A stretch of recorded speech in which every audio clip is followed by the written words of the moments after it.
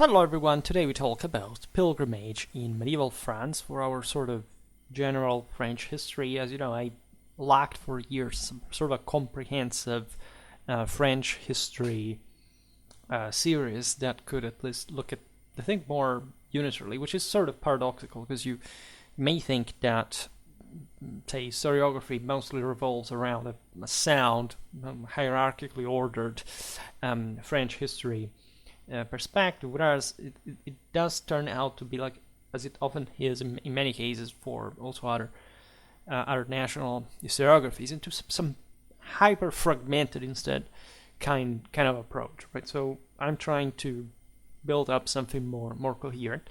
I thought of pilgrimage, as we talked, of course, a lot about Christian history, and the concept of the journey, right, of a spiritual path, right, before a physical one, is actually something deeply rooted at the very core, not just the Christian tradition, but what, say, the universal one really was. And given the importance of medieval France in the mystique of its monarchy, its imperial character, in um, the Catholic, right, dimension of the same, I thought that this was considered the size of France itself, and the fact that, as we will see now, there were lots of pilgrimage sites within France, aside from the more faraway ones that are sort of more international. But this can illustrate a bit like what the country was about, also from a spiritual point of view. And of course, even before the Middle Ages, we think pilgrimage being something about Christian relics, but it had always happened, right? It's just like a continuing throughout the medieval millennium. And in the case of France, it has a very rich tradition because, of course, the country had been very much populated. It had historically, it had lots of resources. It was huge, just like many differentiated and developed sites. It had undergone, say, since Celtic times, this sort of say, also more unitary molding towards specific centuries had been essentially the greatest success by far of Romanization. It had hosted some of the earliest churches. It had a florid hagiographical tradition, very strong churches, right? The Gallo-Roman episcopate had, as you know, a leading role into the Merovingian establishment of the Merovingian monarchy, and it sort of backed the latter as well further through these spiritual figures that had, in part, been even proper of the so-called pagan past, but that were naturally flowing towards this unitary direction in a Catholic sense under the same monarchy, and representing a bit the pride of the same nation. That the French also have at some point a sacred monarchy. They have a leaving aside the holy anointing, or since Merovingian times, the deeply mystical, in fact, feeling of the traditional imperial essence of the Merovingian rule. Also, holy kings, saints in the royal family. So this is something that fosters dramatically through the medieval millennium the sanctity and the prestige of the French monarchy within Christendom. So in ancient and modern times, as well as in many cultures and religions, you find this travel aimed at venerating holy places, mostly connected with burials, right, tombs of holy people that were, we'll see now how heroism was, and say salvation was intertwined with that. That's how important it was for the political roots of the same kingdom. And also in a more personal way, of course, because you were framed with this Catholic dimension, seeking counsels from oracles or even cures. Famously enough, especially in the case of France, we think of Lourdes, etc. Now, as you know, as we were hinting at before, the most and also important and earliest Christian pilgrimage was directed to the Holy Land, right? For obvious reasons, right? But this journey was naturally quite committing. It was like, say, the Levant was far enough, even though to some degree, as we will see now, in a cultural sense, not that far away.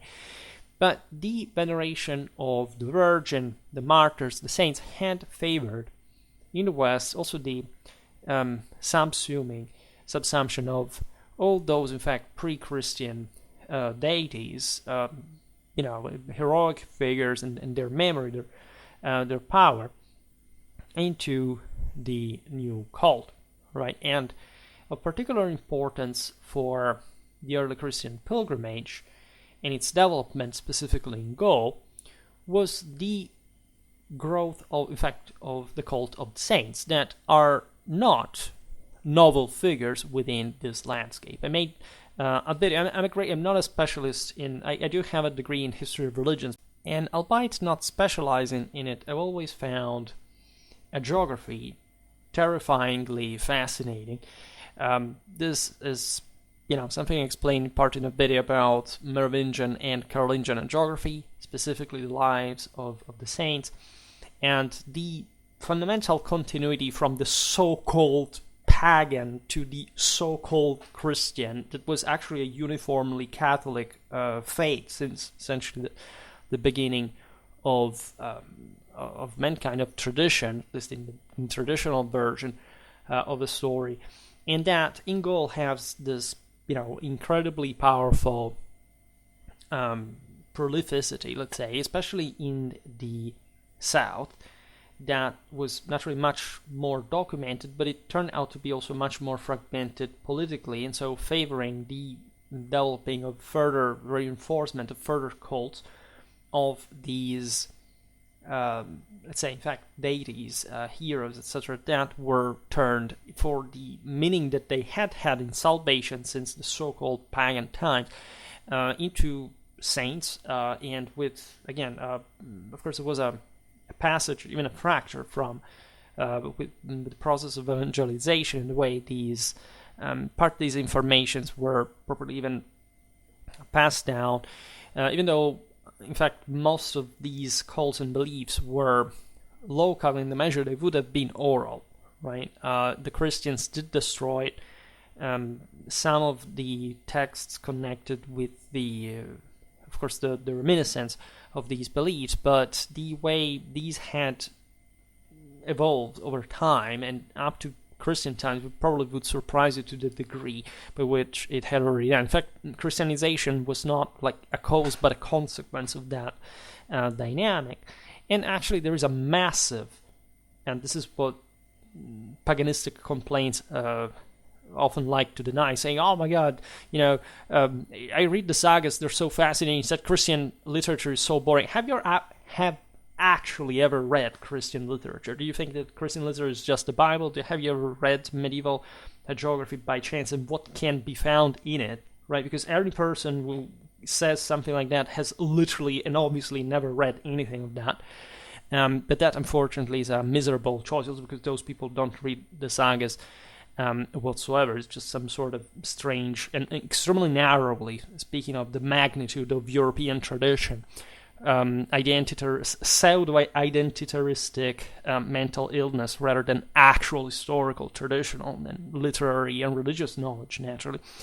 In any case, we'll keep talking about geography. Today, we don't, if not for the, of course, the important degree that the history of pilgrimage and these holy places is made through. Like, of course, the information about the origins and the foundation at some point were laid down, often many centuries even after the same Christianization, or at least the actual sources that we have and the others that during the same early medieval Christian period were lost in that sense. So it's a very complex picture, and again, I will have to discuss it somewhere else. But it's really crucial when understanding, of course, the concept of pilgrimage itself, because the question is, why did people do that? And especially in a time in which communications travels, I made a video about travel in medieval France, were a very complicated thing. Actually, yes, you should, if you're interested in this, like observe that say that also spatial dimension I discussed in that video, because it's really like France is big, but the way in fact this certain localities would develop and distribute this type of spiritual quantities is also very fascinating. And so when we look at early Christianity in Gaul, we are, thanks to the written dimensions, well, we are introduced to the concept of heaven and earth, right? The sense that the tomb of a saint who was a martyr, so literally somebody who had witnessed divinity as a medium, or any other holy person that had more or less the same role, had been able, would have been in fact a point of contact between the same spiritual and material dimension, heaven and earth, immortality and mortality, to intercede in that meeting point between these two metaphysical dimensions with God, right, on behalf of humans, right? So naturally the saint, the hero, had always had that function, like the self-sacrifice in holy combat, the burials of these dead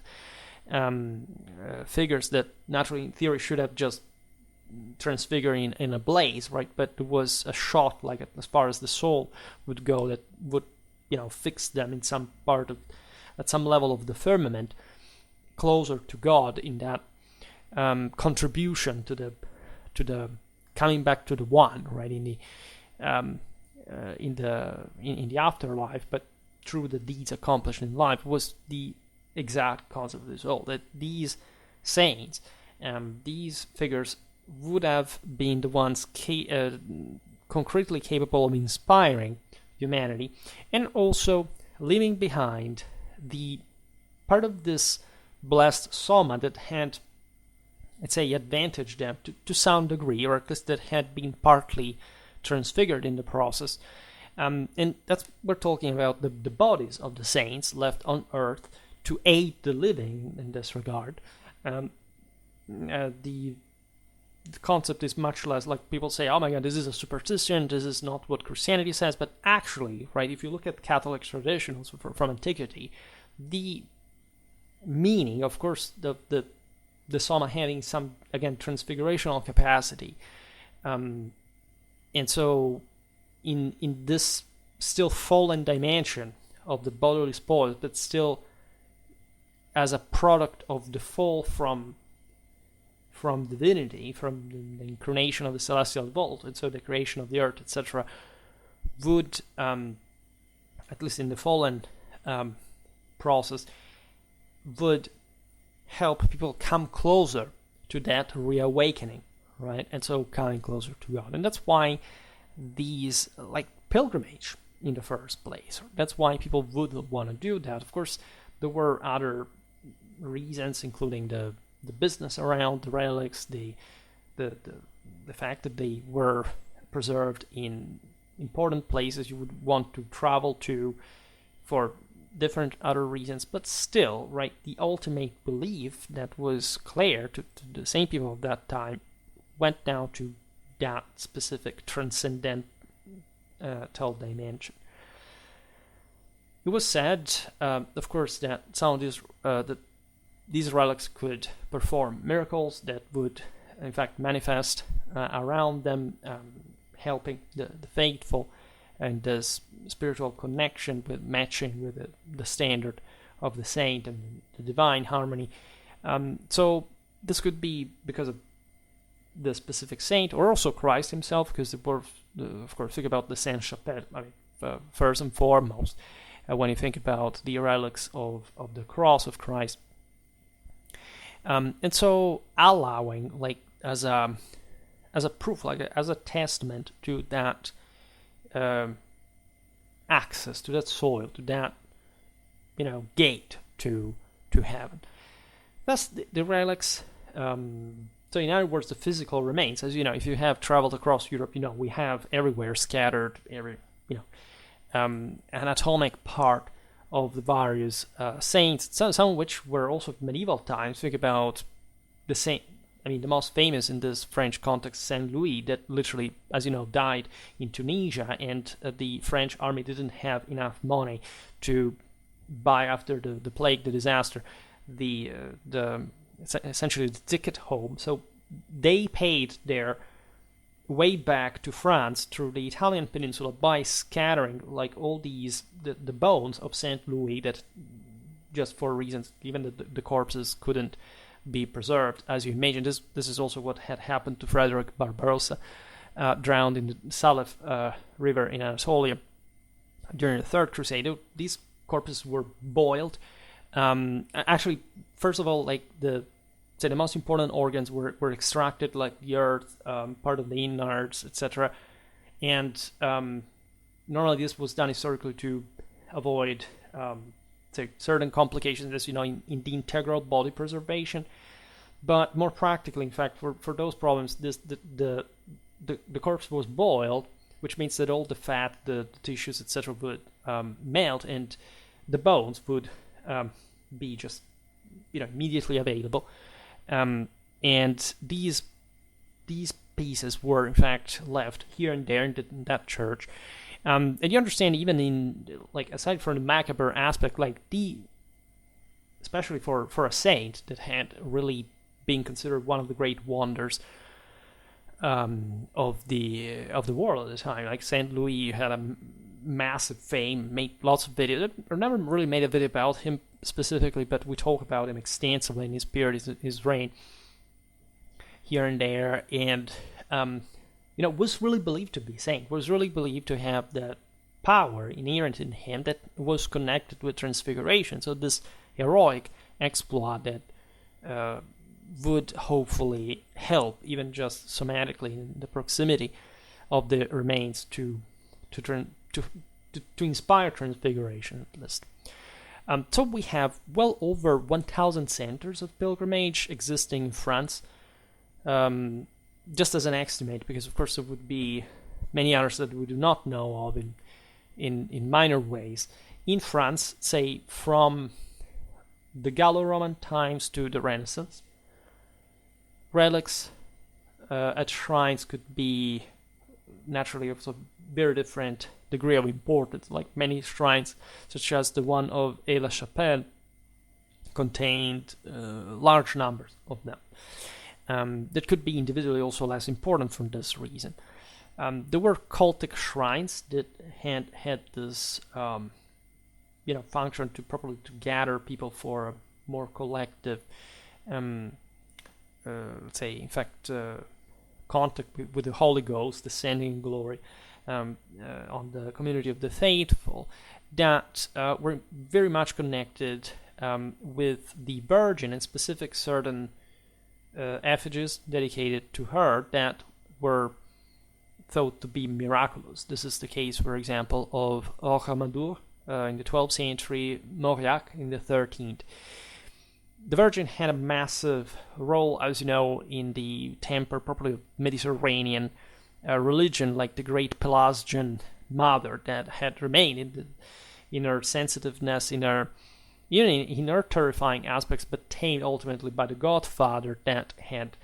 I made a video about the role of the Dionysian in the Apollonian. Like, you cannot transfigure if you've not properly turned the female demon of victory into properly your own guardian angel. Essentially, the negative part of your soul transfigured by the positive one, and making you transfigured going in heaven. This also, as far as medieval chivalry, is very much connected with the angel-like woman that is just victory herself. It's the same, identical, like there is literally no difference. The entire chivalric epos, the Chanson de Geste, they're all about this. The angelic woman is nothing but Nike, Victoria, and the role is exactly the same. And of course, it has a broader anthropological relevance. We've seen it very often in the videos recently about the elite character of medieval literature, also the one dedicated to elite couples, the role of the woman, that is integrally, organically part in the hierarchy, and the incredibly, of course, rigidly virile European, in fact, identity, without any exception, since the Bronze Age, still to this day. And so the Virgin is a big deal, especially in southern France. That was sort of more, you see, this is the stereotype that, again, the north would be more sort of spiritual and father-like, and the south more feminine, and in fact telluric to a degree. Especially for France, this is the archetype, like the stern north and the sensual side. Think about Louis VII and Eleanor of Aquitaine, like as a broader say dichotomy, but it's so of course everything's blended, right? There is not actually this rigidity, but tendentially, right? There are some dynamics of that kind as well. Think about even the Albigensian heresy in southern France. Where did this stem from? Like the Manichaean, feministic, communistic. I mean, that probably was an alien heresy, but it was the antithesis, of course, of what had been the Indo-European tradition in its Catholic dimension since millennia. And I have to make actually more videos about that, but I did discuss the Cathars to the extent of properly the essence of their ideology. And we know how, let's say, identical to Fourth Estate, radical, sort of ideology, it perfectly matches. Like, it's not a matter of personal opinion or degree of interpretation. It's literally like the same, identical thing by definition. Nothing is new, naturally, even about the other, the more contemporary beliefs. And in that case, think about this sort of Catholicism, the Madeleine, the uterine sense of the Holy Grail that has a sort of much more sort of complex side. But this was even like a piece of that, because as we know in Catholic tradition, this dimension must exist as long as you're able to tame, possess, and transfigure it, right, as the great final role, which actually in the clamorous success of the French monarchy in the 13th century, with the crushing of the Albigensians and the incorporation of Occitania actually fully takes place. This thing, also the supernatural apparitions, I would like actually to write an article on this topic for my period, because it's an incredibly underrated aspect of medieval and Catholic spirituality more in general. Would produce specific sites, right, areas where people would come to experience, in fact, these sort of transcendental visions, this sort of spiritual journeys. This is also connected with some very archetypal symbols. For example, the Virgin at Rocheville, we are in the 14th century, or the more archaic and also properly inferic symbolism of the Archangel Michael at Mont Saint-Michel since the 8th. Right, as we will see, there was the Mont Saint-Michel notoriously was twinned with San Michele of the Gargano Peninsula in southern Italy. In fact, when the Normans conquered from Normandy, from where Mont Saint-Michel is, the south, they had this incredibly and radically sort of strong connection with the Gargano shrine. But this already existed in the early Middle Ages between the Franks, the Longobards. They're saying it had that Saint Michael Archangel is Woden, right, in the mindset of the of course of the barely Christian Franks and Longobards. They had settled in these lands. I know, if you want, I will make a video specifically about that. I discussed it a little bit in one about the warrior saints that I have to re-upload, but it's there for everybody to listen. It's not going to go anywhere. There are also important shrines located at places of great height, according to the traditional Indo-European Olympian sense of like a proximity towards heaven. This is also what technically the great Gothic cathedrals would be about. I think about Le Puy. There was also more telluric connection. Again, this duality was always there. For example, the springs of Conques that have an important meaning because at least the spring is sacred and it nourishes the stomach, right? It satisfies the thirst in a physical, but in this sense also a spiritual way. This is, for example, a paramount theme of the aforementioned geography, right? The idea of in the populated Europe of early medieval times, the 6th, the 7th century, when the nature was retaking control, in the sense the dangers of the temptations, the devil, the darkness out there, and the spread of the Benedictine rule. It was this hermitage and sort of taste for the extreme locations that, as harsh as would be, of course, for a miraculous reason, would, like, I don't know, the monk was dying of thirst, and of course God makes this spring emerging, and so there a monastery is founded, and the tradition goes, and this had to do, of course, with a lot of the pre-existing traditions in the shrines and places connected with the deities of nature and so on that had existed, and in this sense would continue to exist, respectively, before and after the evangelization.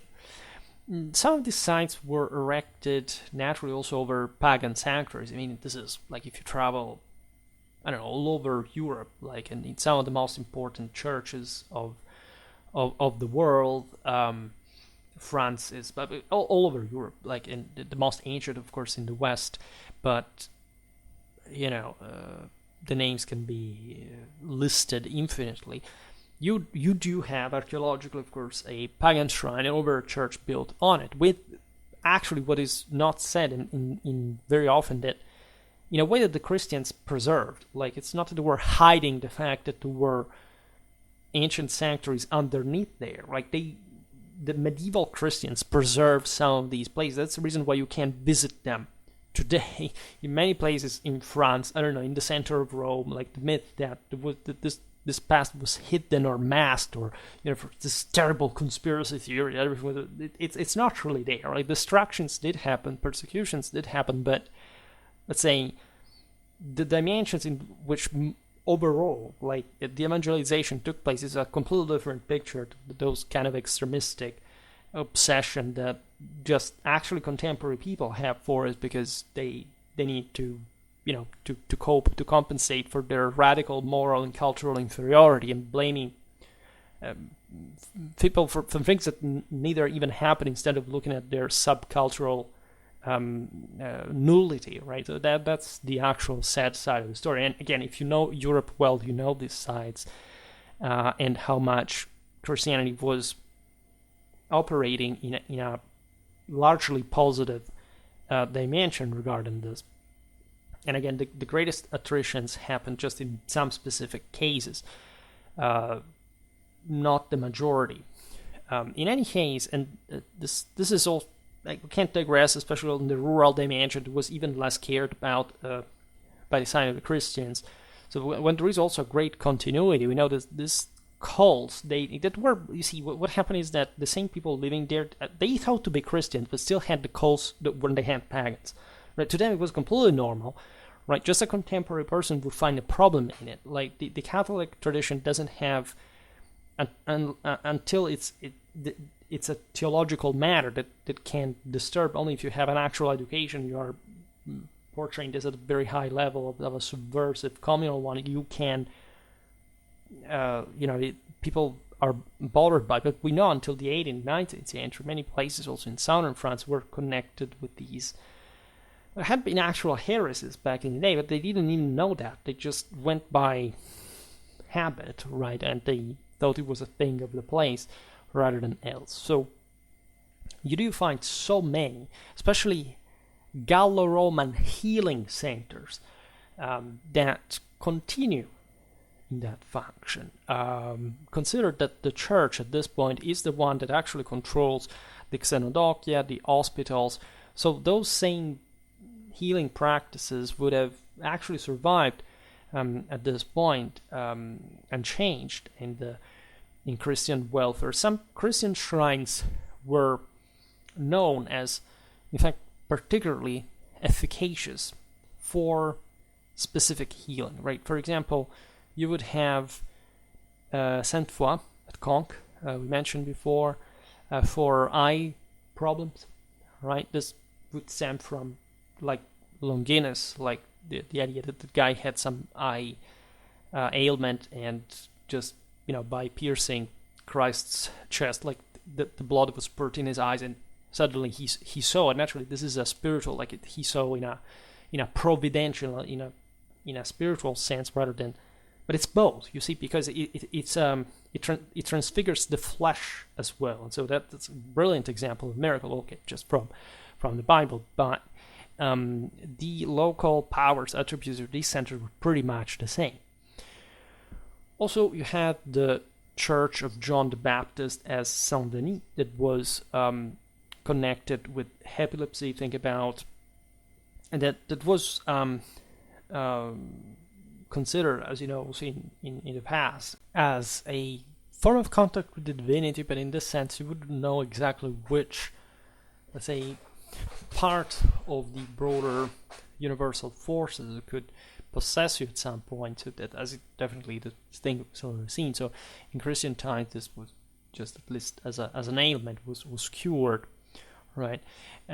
Pilgrimage was because the way to attain that sort of knowledge had to be sort of more guided and less sort of confidently tried in a edgy fashion, even though, again, this could be, was not necessarily seen, okay, the devil is possessed, no, right, that wasn't really the case. It was a very attentionate care towards, like, the actual spiritual cases, the exorcisms, as well. That's all a thing that we have actually to discuss at some point, because it's extremely interesting. As we were saying before, there would be different reasons for which somebody would go to a pilgrimage, right?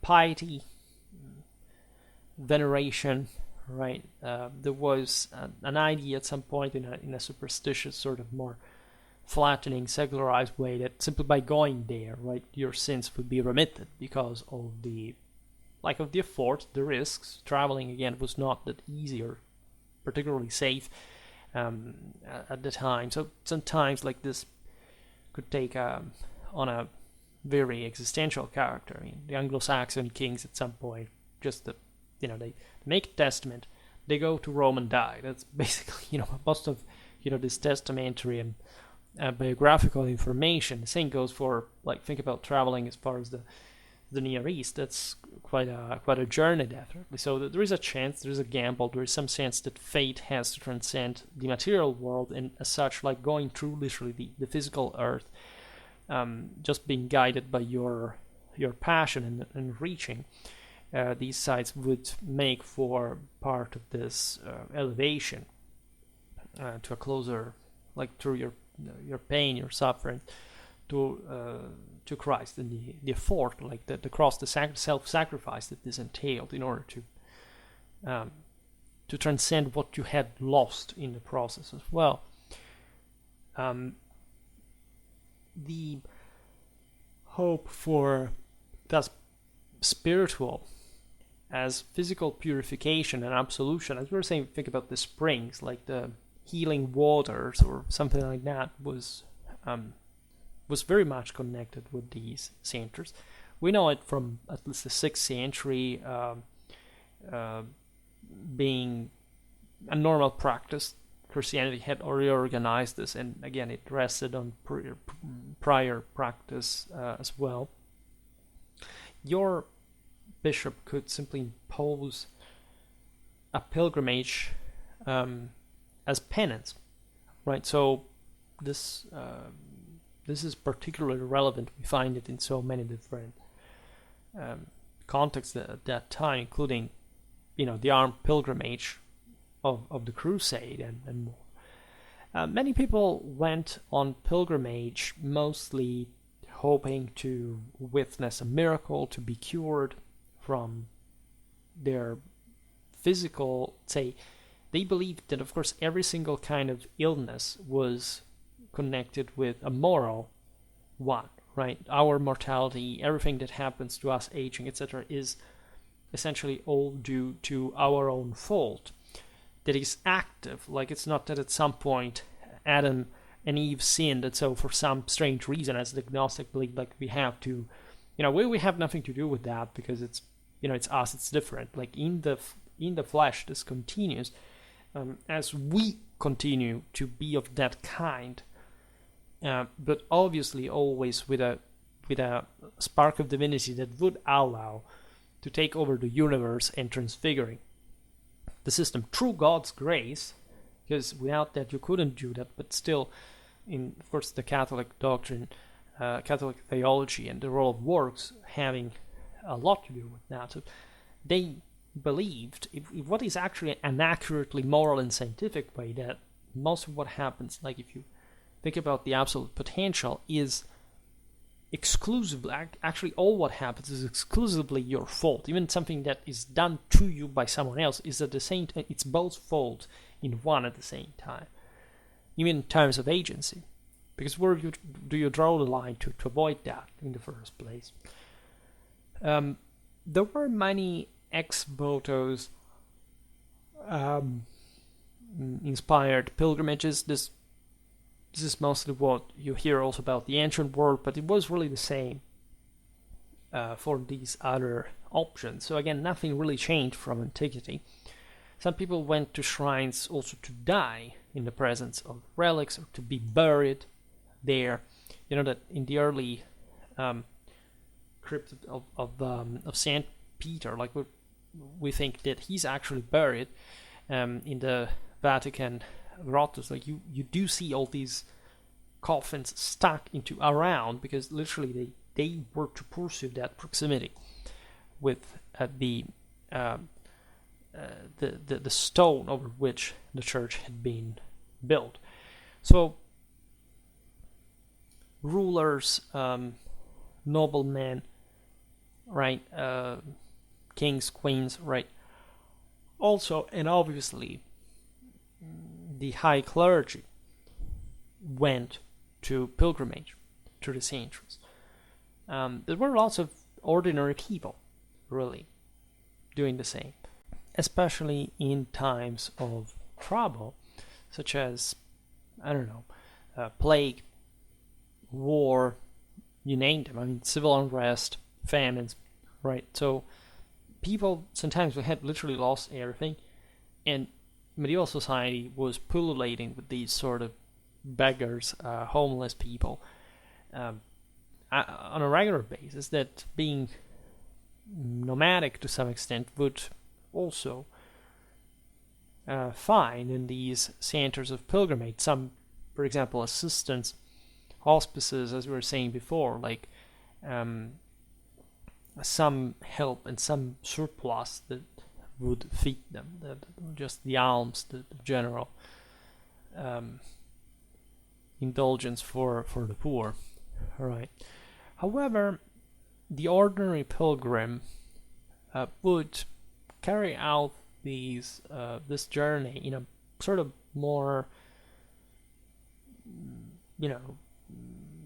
careful, like planned, conscious, positive way. Of course, the reasons why, I don't know, in medieval France you could find yourself even just by one of these shrines could be many, right? And contrary to what is commonly believed, people did really travel. Like the communications were really were present. News traveled as well. There was a general awareness of how and where to reach a place. The let's say the advantage posed by having so many different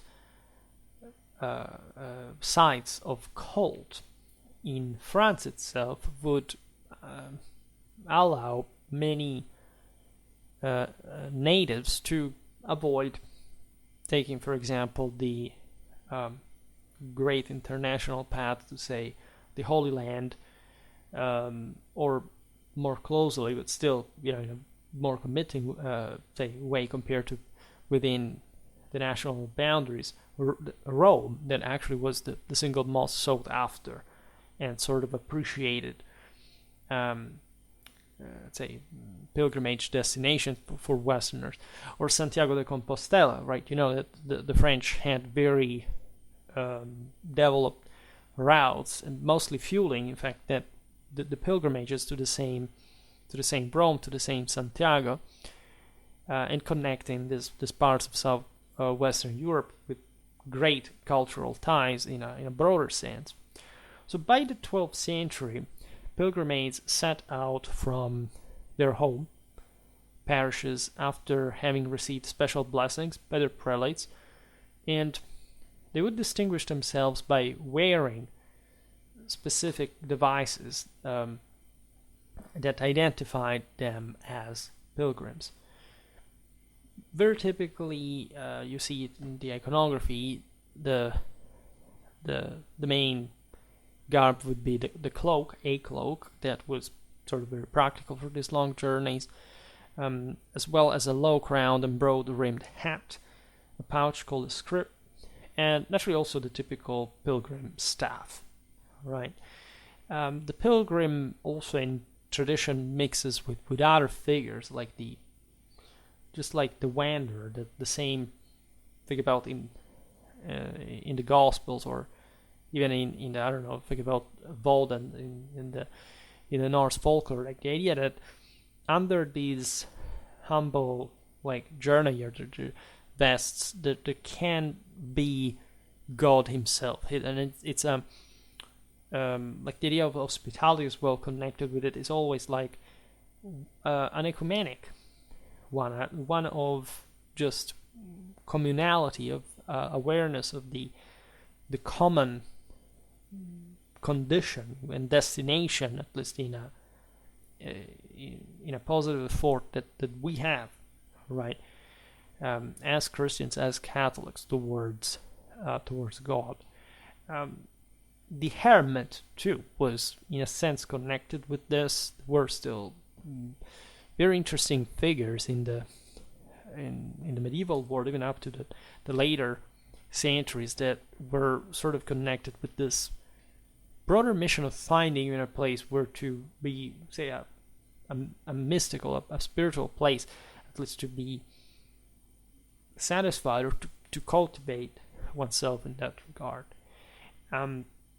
Some pilgrims had some briefs, some letters that had been provided to them by the same ecclesiastical authorities for the sake of protection, for being officially recognized, identified by the authorities, because naturally there was often also, suspicion, who's this person who travels? Where do they go? Like, communities were much more sort of eyed and suspicious, and sort of attempted to, and equally, let's say, in part welcoming, part distrustful towards the foreigner, the stranger. This is what the Catholic culture was also trying to surpass through molding a common goal and having these sites that would be recognized by everybody as part of a whole order, universal order. In fact, many pilgrims would actually find their death during their journeys, not only for the sort of most obvious reasons that they would die, they would get sick, just many just so at the end of their lives, specifically as we've seen, to die to the point of arrival, but also because they could be killed, robbed, during wars. Right, I have some videos I'm preparing also about military history, regarding, for example, how it was to travel across Europe during war for a nobleman during the 18th century. It was an actual thing. Like, people would go visit the places of war, like with these aristocrats bringing themselves the whole coaches, the serfs, and still living a comfortable life next to the front line, or tens of thousands of people were slaughtered at the time. It was an actual thing, right? This is, think about the Grand Tour and the sort of sense of this broader educational experience, also, and especially from a sentimental point of view that we know more from the 18th, 19th century Romanticism, but that had always existed back in those days. It was dangerous, admittedly. Again, this journey was seen as an initiatory ride to another dimension, sometimes to another identity. Some people at the end of these journeys would want to, for example, take the vows, and so becoming another person, really, under another name, and in another spiritual dimension. Predictably, most pilgrims would travel on foot, right? The more affluent ones could ride a horse. It was not really like the mean. It was, of course, had a role ideally in the issue, but just moving was a big deal. Sometimes the pilgrims would purposely walk barefoot, which was not actually the most common way you could and you would do it even at the time. But some penitents and again some pious journeyers that really wanted to experience actual pain, like the callosities that form eventually are completely natural. There were, as we've seen it in medieval times, warriors that routinely fought, especially in some of the most fringe areas in European forests and rocky ground, actually barefoot, and you will survive to that. I mean, your body is designed to make you suffer with some plagues and serious risks, also some infections, but eventually, like the plant would form this barrier, and it would go with that. That's the point. The Saint Louis IX was said to have walked barefoot about 15 miles to Chartres, and we have to think the guy would do that also because, considering the nightly training that these men underwent, and so the incredibly and radically traumatic and violent basics of rudiments of war that they normally acquired since their youth, right? Walking barefoot was not even just like a big deal, right? It was mostly seen as, however, an incredible act for a king that, in fact, in the stories, if you read Jean de Joinville, for example, etc., was also like there was this contrast. The most noble of the noblemen that were habituated, were spoiled to a degree, they were rich, they traveled, like they wouldn't lower themselves to, for example, a monastic lifestyle. Saint Louis would give them these lessons in humility, like helping the monks to carry water, things like that. And embarrassing that these noblemen who felt ashamed about themselves and imitated their leader, who was primarily again the guy that would follow him into hell during those nightmarish cavalry charges they would do. And so, I mean, charging head down alone against, the Angevin army, defending a bridge like Louis IX would do himself was not, considered as different from having this sort of almost physical torture, like the aforementioned ancestor Louis VII wearing chilichum for stimulating physical, so spiritual resistance, together with walking 15 miles to Chartres. As we were saying, like especially the first half of the Middle Ages, I don't think that, especially in France during the 100 Years' War, things were that matter. It was risky to travel. Just common crime, raids, brigandage, you name them. You wouldn't know really what would happen to you. Like, especially the idea of traveling to us is romantic, but the way the word was conceived at the time was all these sort of universitates, these universities that these single communities really were, and the world outside being scary, right? These spiritual bonds with, say, the monarchy, the local leader, the lord, etc., being what kept things together. But outside of the city gates, when darkness fell, there was the world of the devil out there. And even nature itself was dangerous, and again, the communications were what they were. So imagine just thinking like, okay, well, let's just walk into this world. It's actually a very courageous thing to do. Of course, as we've seen in traveling, there were also relatively comfortable ways of doing so, but the most humble pilgrim wouldn't quite have that more than much. You had to carry sensibly food and water with you for a few days, because certain centers could really be that distant. You can cover, easily, I don't know, 30 kilometers a day if you're trained, right? That's really the normal thing, and in this way you can actually cross Europe without too much problem in a relatively few months. Save all the accidents that would occur in this. I know, of course, if you're not a bit weighted, that's also an issue. I know people who have gone to pilgrimage across Europe, and they were fit people, but they sort of had problems. They broke their tendons. There were issues of this kind.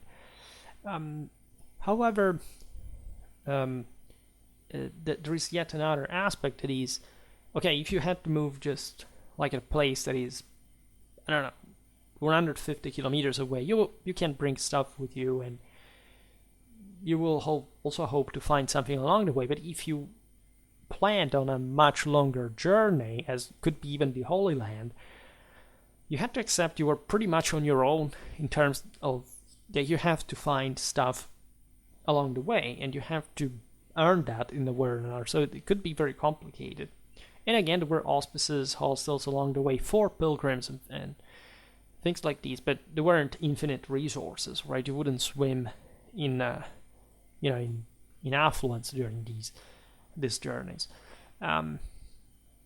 During the turbulences that afflicted the medieval world, you may have not even had the chance of finding an actual place to sleep, right? You had to sleep in the open, hopefully during the good season. The system of hospices that we just named is not to be fully documented until the 11th century. It did exist also before, but it's not before that time. It really even just the country is so interconnected. We've seen the century of the white mantle of churches. The idea that literally the rural landscape was being molded by the monastic congregations, land exploitation, and the foundation of these various centers would help connecting even in the countryside different areas. But still, like compared to today, like there isn't much in between. I mean, even today, I've been to France like 15 times, and mostly with the car, and like you notice that even today, notoriously, like all the French population is concentrated in Paris, in a few other places, especially in the south. In between, like you drive along like some beautiful sceneries, which of green, right, of infinite, horizons of lawns and forests, etc. And literally today there is nobody there, right? And so just imagine in the 11th century how things were like. And it's sort of scary again to imagine yourself like moving into this dangerous world at the end of the day. The Augustinians were active in establishing shelters, especially in fact in those areas that were sort of less hospitable, and that for some just reason of the road passed there, like there were difficult, I don't know, passes or particularly impervious areas. They knew they would establish some stations for helping travelers in general, but there were lots of pilgrims indeed. The Knights Templars by the 12th century had also contributed, given the vastity of their possessions all across France and the most important routes of connection with a similar auspicial system. By the 13th century, you have many confraternities that, again, have by now been consolidated monastically in a way that would literally create some, like, okay, move from this, that they would even emerge at one day is march distance from one another so that they could work as actual stations. The same goes for lay business, right? There would be some inn, right, that would help by the 12th century along the way. That wouldn't be so difficult to find after all. And you had to pay for that.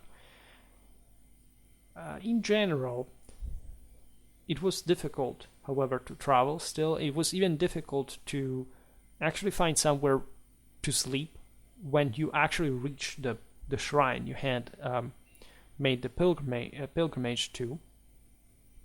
For example, the pilgrims of Rocamadour were sheltered in tents because, first of all, the town was pretty small, but secondly, like, it was one of the most practical ways. It was still a way to experience like being out there at night in difficult situations, and with the limits of energy available, all this stuff for the time's technology.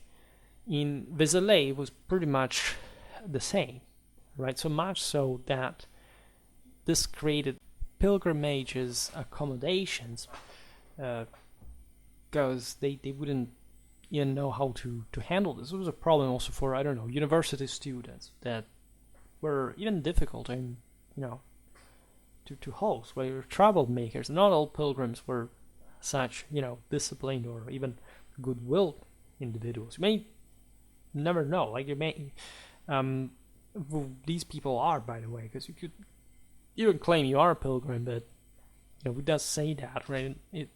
There's also, as we've seen, an issue about the status. How do you recognize a pilgrim, right? Could be, I don't know, robbers thinking to be pilgrims, or there would be even some spies and people who just carried out successful coups by introducing themselves into some fortresses and cities and opening the gates, but just entering as pilgrims, as general travelers. An important indicator for testing somebody's sort of goodwill and purpose as a pilgrim was the possession of gifts and tokens that had to be taken to the shrines. So there was even a pre-Christian practice for especially the healing centers in Gaul, in which the pilgrims seeking a cure for an illness may bring to the science shrine a representation of the afflicted part of the body, frequently crudely made of wood, wax, or metal. And this is again very notorious in archaeology. Like, we find plenty of this from the ancient world, and not just by people, in fact, who wanted, requested that.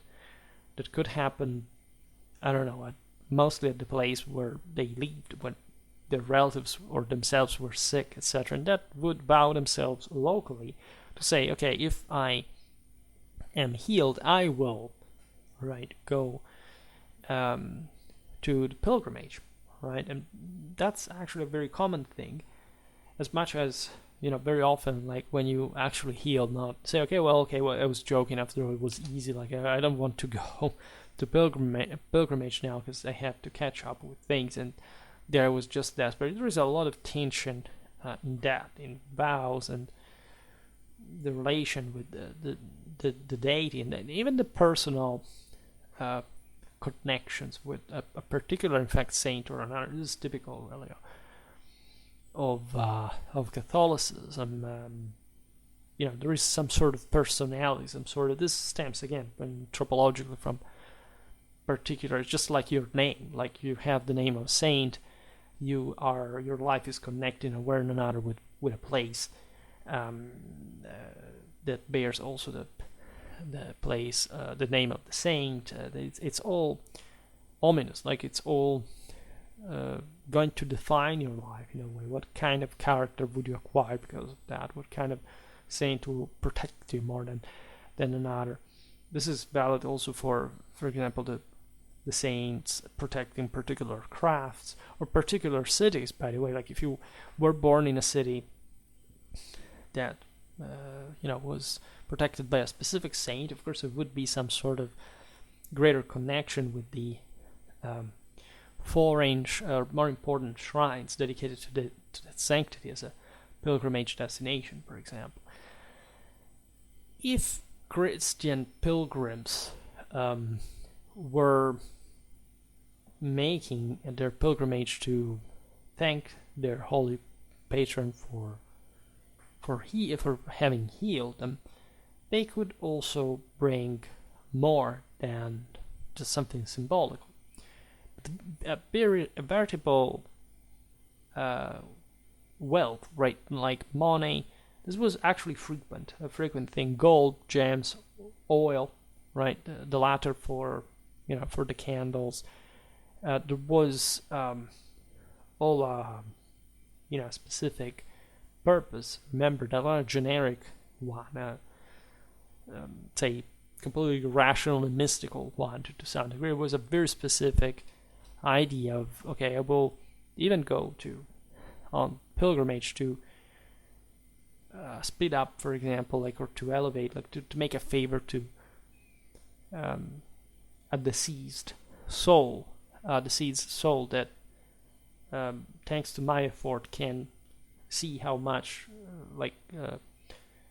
can acquire more credit in the eye of God. Who, of course, would know everything, but if I make that sacrifice for them, and if I provide the church with this wealth to help the poor, to make this charitable donation in the name of a dear one, or for, again, just it was interchangeable, like for healing somebody who was alive, for general dedication. Everything could and would really do this when in parallel to other, as you know, frequent donations that normally were done to the church. The pilgrimages to Saint Leonard de Noblat were freed from prison after having prayed to Saint Leonard, would, for example, bring their chains to the saint's tomb and hanging them nearby. Then there were some, even there was this idea of somatically, again, transmitting to particular objects the relic's spiritual power, right? Even just the personal contact with the relics, as you know, was very important. Some cases, the idea was sort of multiplying, or just getting through your own faith part of the power of a single saint connected with a particular object that would have been sort of permeated with the contact with the relic, or the association with them in some way. You could, of course, have particular practices like, objects being blessed.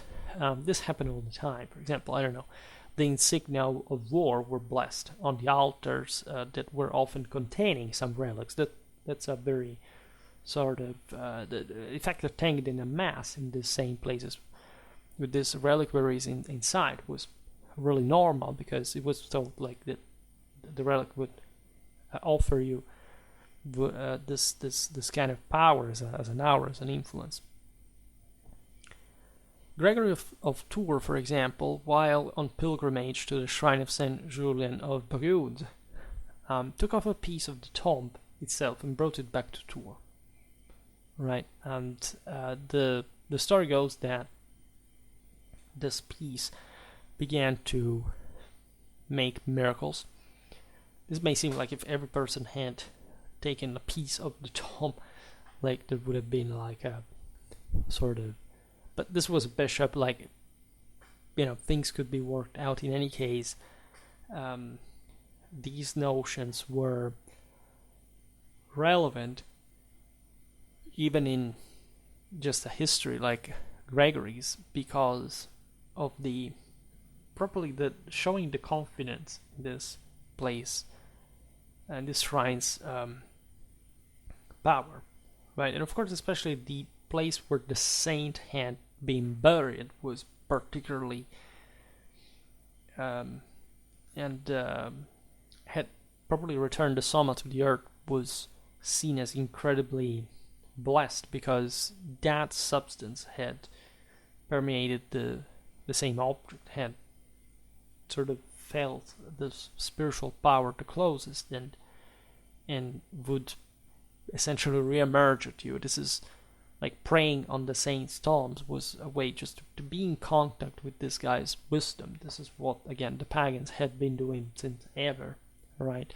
In a more, like, there was all the problem of cremation versus inhumans that, to be honest, like already towards, say, the later era of paganism had been surpassed to the degree, and it was always also the matter of the ashes. So any, like, this is beyond the mere blaze of the transfiguration. Also because you need really to be God, right, to do that, right, to an extent. So aside from the mythological background, like the practice of the ancient elites, inhumation was already entailing that very deep connection with the telluric side of the story, the underworld. This is how, I don't know, we've seen it in Irish Christianity. Many warriors from the pagan past were turned into local saints because of the burial mounds where people already in pagan times went to pray, like in the Celtic habit, by the way. So this was already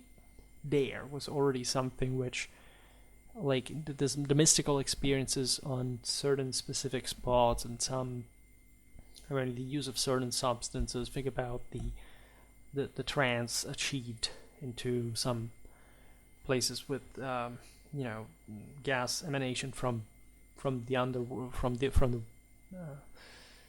earth, some volcanic sites. That there was plenty of this. Some of the most important oracles were located in this place. So there was eventually like a more disciplining rationalization of these dynamics, but still they were deeply connected with the somatic side of the story, one of the composition, and how the entirety of this work was permeated with this dissolution of the body, but the permeation of also with the spirit in the place. It was a way just to be on the footsteps of these individuals. Pilgrims received also some badges when they visited the shrine, so they could take this home, right, as a sort of souvenir, but truly more than that, as, okay, you have been there, so you have earned points in this regard. You have paid your due to show this to, I don't know, what does that matter actually in a spiritual sense, but that is a matter of pride. Also within society, it helps others to visit this pilgrimage sites, and that in fact were reproduced in these badges. They were literally like little souvenirs, like this symbolic image of the shrine visited. We know this happened at for example, the head of John Baptist was decapitated for the shrine of Amiens, the Virgin for Rocamadour, Le Puy. So this mostly also with Marian sanctuaries. I have Mary's statues also in my room, for that matter. So that's for telling you how close that work actually is, right? So the trade in pilgrims' badges would be some sort of, downside actually, but not really secondary aspect of the story. Like, you would earn points, you could sell the stuff. So it's a bit like the indulgences and the general Protestant criticism, but the one for general corruption of a certain practice, like among the laymen, right?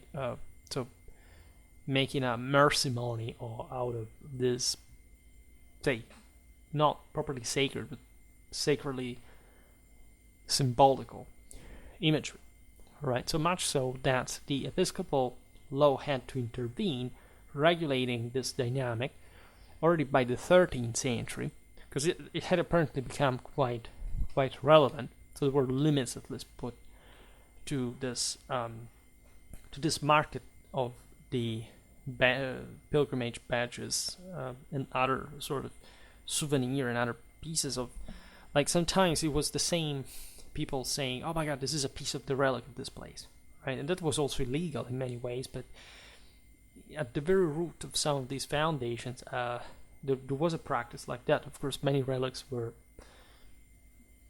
untrue. Actually, the church was always quite honest in pointing out what was sort of fake and used. Just I think about the Sindo, right? And the like, it was told since the Middle Ages, look, this is not it, right? But it is still important to inspire. And you still find YouTube videos, oh my God, is the Syndon of Turin like the real thing? And so, man, like, just medieval people were evidently more intelligent than us. Let's be up to our ancestors' standards for that matter, and addressing the real deal of, the Catholic essence. Now, the earliest Christian pilgrimages were truly the most hierarchically relevant. The ones through the Holy Land were lots of people, as you know, during the Middle Ages making the travel. And not just during the Crusades, actually. Like, the Muslims would mostly leave the access open also because they would make a lot of money out of that. And we will see this in part in other videos. There were moments in which, yes, the pilgrims, in fact, themselves were preyed upon, especially when the early Seljuks arrived and in other circumstances. But overall, like, the local authorities, when there was some, civilized rule, would, of course, protect and incentivize Christian pilgrimage as well. We know the stuff existing already from the 2nd century AD, for not talking again within the West, to Rome, to visit the tombs of St. Peter, St. Paul, the martyrs. Like, Rome was really like the top destination, telling the truth. So that France had notoriously this quite strong connection from the very early age with Rome specifically, and probably the road that led to it, just for the broader political connections, aside from the obvious religious ones. There were many routes. As I say, France is at the center of many important countries that in fact connect each other: England, Germany, Italy, Spain. So you can follow some different paths, mostly the way to Rome again being the most important.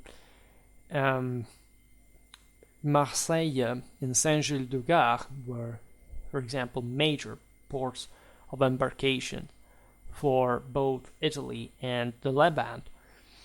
Obviously, this was also just like the normal itinerary for like the Crusades in general. You had to reach some Italian port for the east, right? And the French were also the most involved, like in the Near Eastern Crusade. So these were very frequented routes. We find a very early evidence of itineraria for Jerusalem dating to 333, left by a Gallo-Roman from Burdigala, that is Bordeaux, in Aquitaine. This is particularly fascinating because it's in the full wake of the Roman, in fact, itineraria. You know that the Romans were quite practically minded people, and at the time, we are brought up with satellitary images for everywhere. At the time, what was the purpose of that objectively? What was important was this itinerarium, knowing which place you have to move from to. So the various stations to eventually reach one place.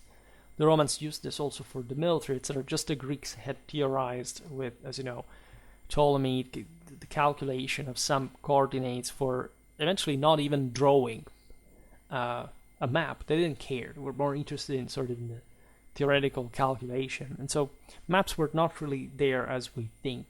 The part of this continued, of course, during the Middle Ages. also in terms of actual precision. I mean, the true first early good maps like are the Porto lands from the maritime republics starting from the 13th to 14th century in a very consistent way. They mostly had to do, by the way, with the coasts because there were some technical navigational, say, ways of precisely or accurately calculating the distances. In fact, the coastlines are very precise, whereas the interland was much more difficult to map until pretty late. Say, even literally until flying balloons were invented, and you could really see things from the above. Let's say in the latter source, the one about the Gallo-Roman guy of the early 4th century, in fact, traces the route taken from literally Bordeaux to the Holy Land, and there are all these various stopping points along the path, and that's quite useful and also relatively predictable in the way that the most convenient route would be. But it's yet another source. Naturally, the full Christianization of Gaul, the affirmation of the Merovingian rule, which had brought the Franks straight from paganism into Catholicism without passing through Arianism. And so the entire symbolism connected with, especially the sacred royalty, we've seen the hymn that would to Christ, to the cross risen in blood, that was something that excited the hematophilia of the Franks, right? In as far as the concept of bloody sacrifice, what had been actually and technically human sacrifice. I mean, the popes in the early 7th century complained that the Franks still sort of carried out human sacrifices of prisoners of war, even though they were Christian. So that think about the general background here. There was however probably a redrawing, a remolding of what would tendentially become a unitary vision of the French monarchy, endowed with this sacred blood that had to be up to Christomimesis. Hence also the saints, the holy anointing, all the incredible acts of submission of the Merovingian rule of the rest of what would become essentially the French monarchs to the symbols of Christendom. Think about Saint Denis being the only France that can ever exist, right? There's not any France out of Saint Denis. There is nothing that is France outside of Saint Denis. This abbey had the Merovingian kings as vassals, right? This was the level of self-sacrifice that was symbolically attained by the French monarchy throughout all the period. So all this entailed that the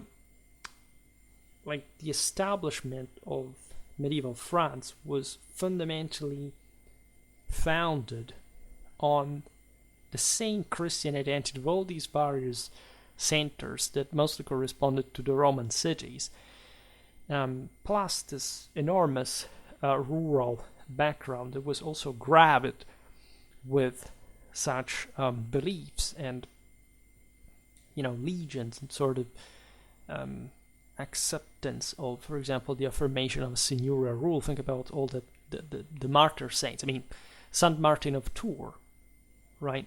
Everybody knows who Saint Martin of Tours is. You see, this was a Roman soldier. Little note, Saint Martin belonged to the Schole Palatine of the Roman Emperor. Do you understand what that means historically? These guys were, of course, the military saints par excellence, but it was the finest, most deadly, brutal, large masses of human beings, exterminators existing at the time. This was the elite of the elite. It was the finest soldiers around, right? Saint Martin of Tours is France as well, right? The best documented early shrine is in fact his own in Tours. So we are around like the last 3 years of the 4th century. And you realize, in fact, that even before, of course, the arrival of the Franks, the major Gallo-Roman cities had already established Christian sanctuaries also on the basis of the previous ones, and had connected them importantly with missionary martyrs, figures that had been preaching in Gaul and had been just a symbol of pride in that actually very aristocratic society that the Gallo-Roman world already was, and that the sort of the Merovingian elite blended in. Saint Martin is, like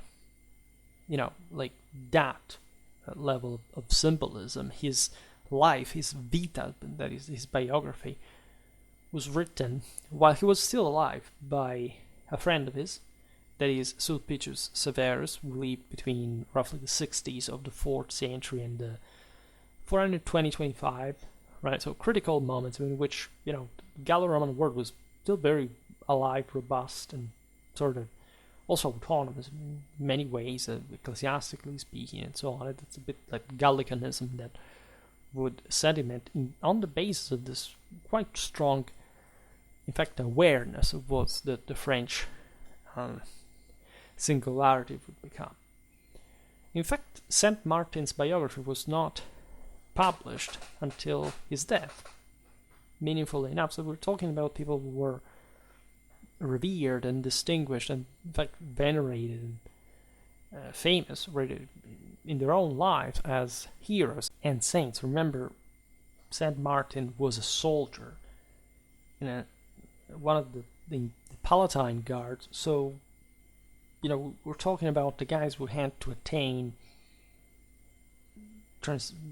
transfiguration, event transfiguration in holy combat, and in this sense, like aside from their conversion, their beliefs and their changing lifestyle to some extent that we also know to some degree, aside from what the geography also presents, was seen in the same way both by the pagans and the Christians, and that hinted unitary role, right, for this local, identity build-up, right?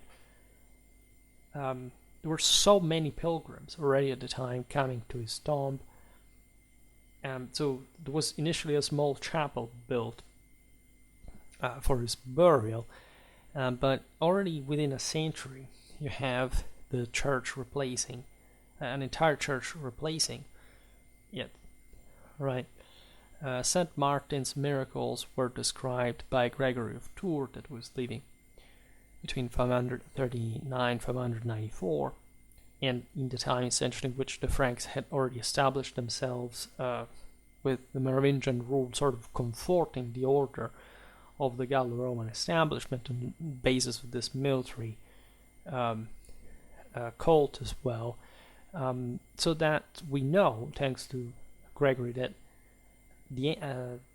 essentially by the end of the 6th century, Saint Martin's tomb had displayed this inscription that sounds like, "Here lies Martin the Bishop of holy memory, whose soul is in the hand of God," right? But he is fully here,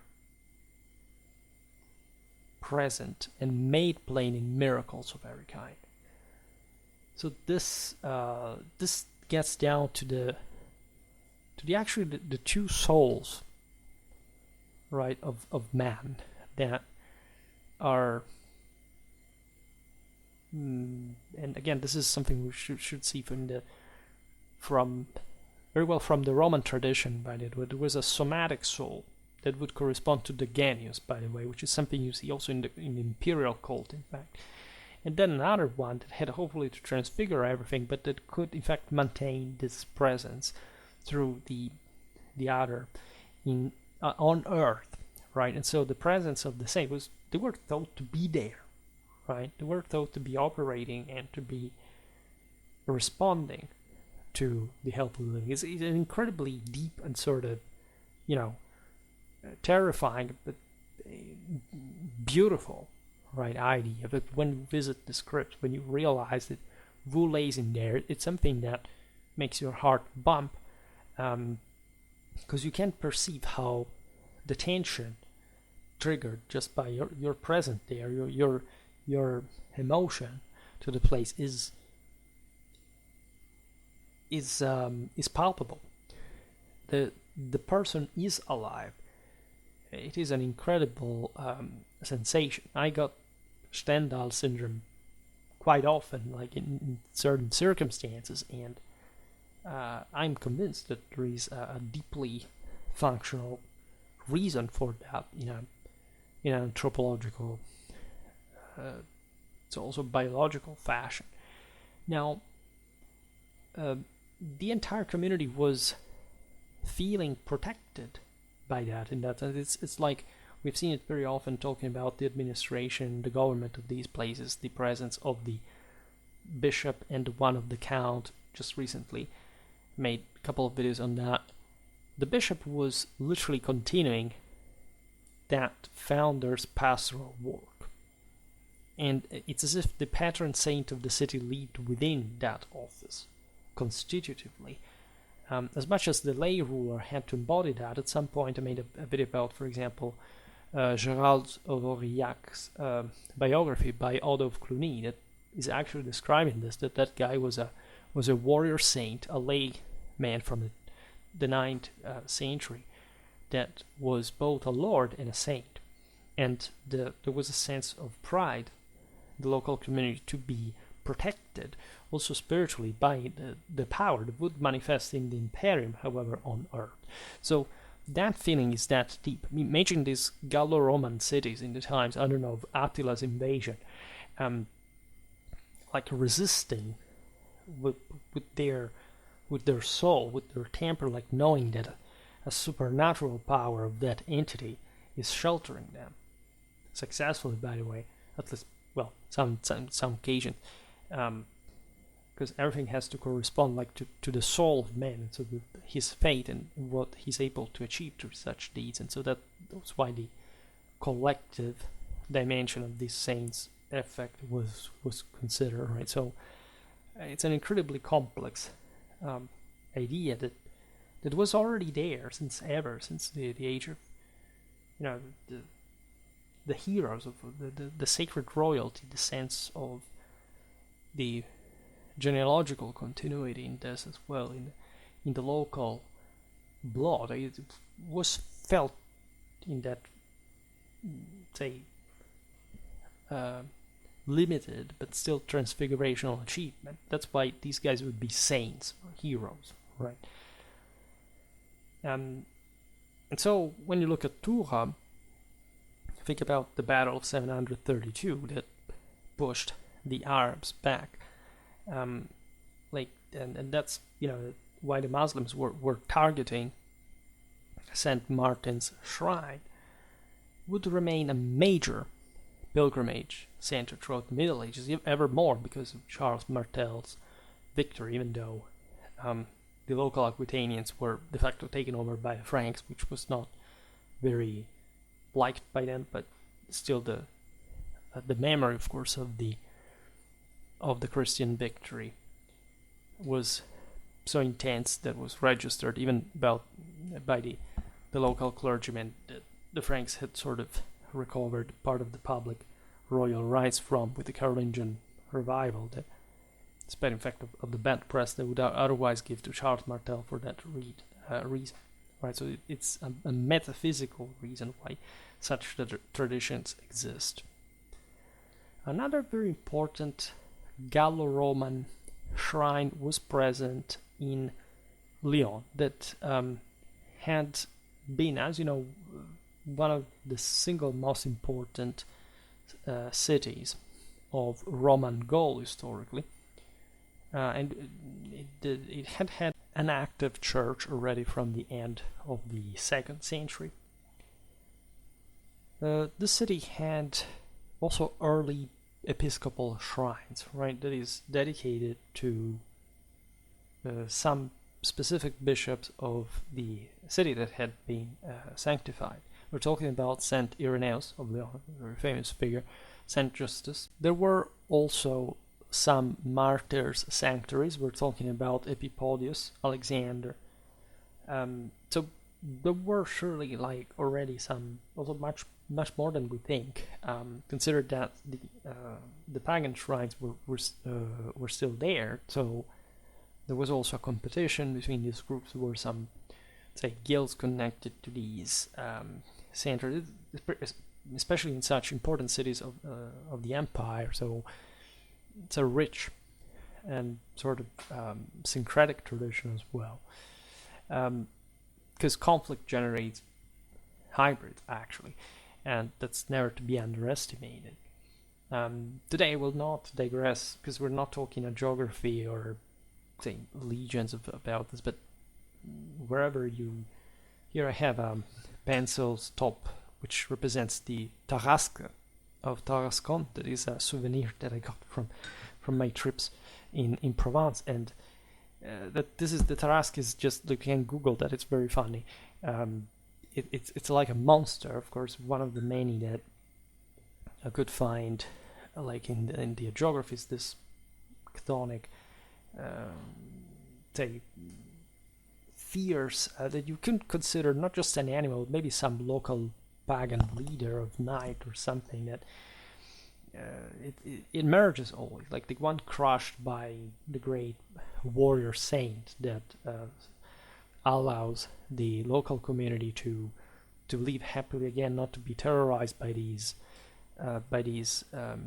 monsters, and to convert to Christianity, because of course the victor is Christian as well. There are, I mean, think about Nîmes, where still the symbol of the city is like a crocodile, because likely there were actual crocodiles brought by the Romans, because the symbol of the crocodile stemmed from the fact that Nîmes, Nemausus, was a Roman colony of Augustus' legionaries that had vanquished Egypt, right? So they surely had brought some crocodile mascot there, and there would be literal, like, if you look at, there were even some armor made out of crocodile. I don't know how to say skin in major. Like, it was a thing. Like, the world was populated even by this monster. Think about the monster of Gévaudan. That is also like much more recent. Louis the 15 times, if I'm not wrong. That still shows you, how in this immense French nature territories, and think about, again, late antiquity, the early Middle Ages, swamps, places where nature again was taking over, like all these literal monsters that inhabited some of the darkest places and were connected with these forces of nature that the new order, like the elite, the Gallo-Roman Frankish elite, had to to tame and to, in order to impersonate confidence and stability. And that's what Gregory of Tours says about Clovis, for example, in his conversion to Catholicism. So it's all like to Christianity, at least in the sense that Catholicism, as we've seen, already existed, but it's all unavoidably intertwined with that. Close to Fourvière, you would find a shrine dedicated to the Virgin, where previously an effigy of Mercury had been ritually venerated by the inhabitants. Right, Limoges had a sanctuary dedicated to Saint Martial, very famous. This place, this sanctuary is known from the 4th century. We know of different other shrines in some of the most important cities of Gaul, like Arles, Auxerre, Marseille, Dijon, Clermont, Cahors, Agde, Paris. Right, I made a video about medieval Paris, listing all the very rich geographical history. Think about, the same, like Saint Denis, Saint Geneviève, Saint Germain, etc. Martyrdom, violence, again, the sense of life after death, of blood spilled, of victory over the darkness, as the gates of hell shall not prevail. This is the actual soul of Western civilization. Never surrender for whichever reason. That's actually our Catholic tradition. And naturally, there is already at this point an important connection with Rome, right? From Rome, the Gallo-Roman bishops import relics. There is again a very early connection between Gaul and Italy as far as the ecclesiastical organization of Western Europe was concerned, for many also obvious reasons. In 397, Victor of Rouen, for example, brings the relics of 23 martyrs from Rome to his what would become Normandy after quite a while, actually, more than half of a millennium, but I mean to the same Rouen, right? So just think even how rich Rome was in relics by 397, right? That, say, Christianity, of course, had been legalized from a few generations, but I can't stress enough how much of this sanctity was connected with the previous sanctity of Rome that in fact lived throughout the millennia, also regardless of the pagan Christian divide, because it was all one. Relics were so crucial, in fact, in the further spread of Christianity across Gaul, right? We find entire bodies of saints that are literally bought, sold, stolen. As we were saying before, like this is sick to an extent, but yes, the actual corpses were this object of incredible contention because of the intrinsic power that they literally owned metaphysically. That's what they believed. For example, the same St. Augustine mentions relic sellers in the 5th century. Gregory of Tours says that there were some Syrian relic mongers in Gaul in the 6th century. There were some Eastern communities in these lands as well. In the 7th century, this is like an Italian episode, but the body of Saint Benedict of Nursia was stolen from Monte Cassino.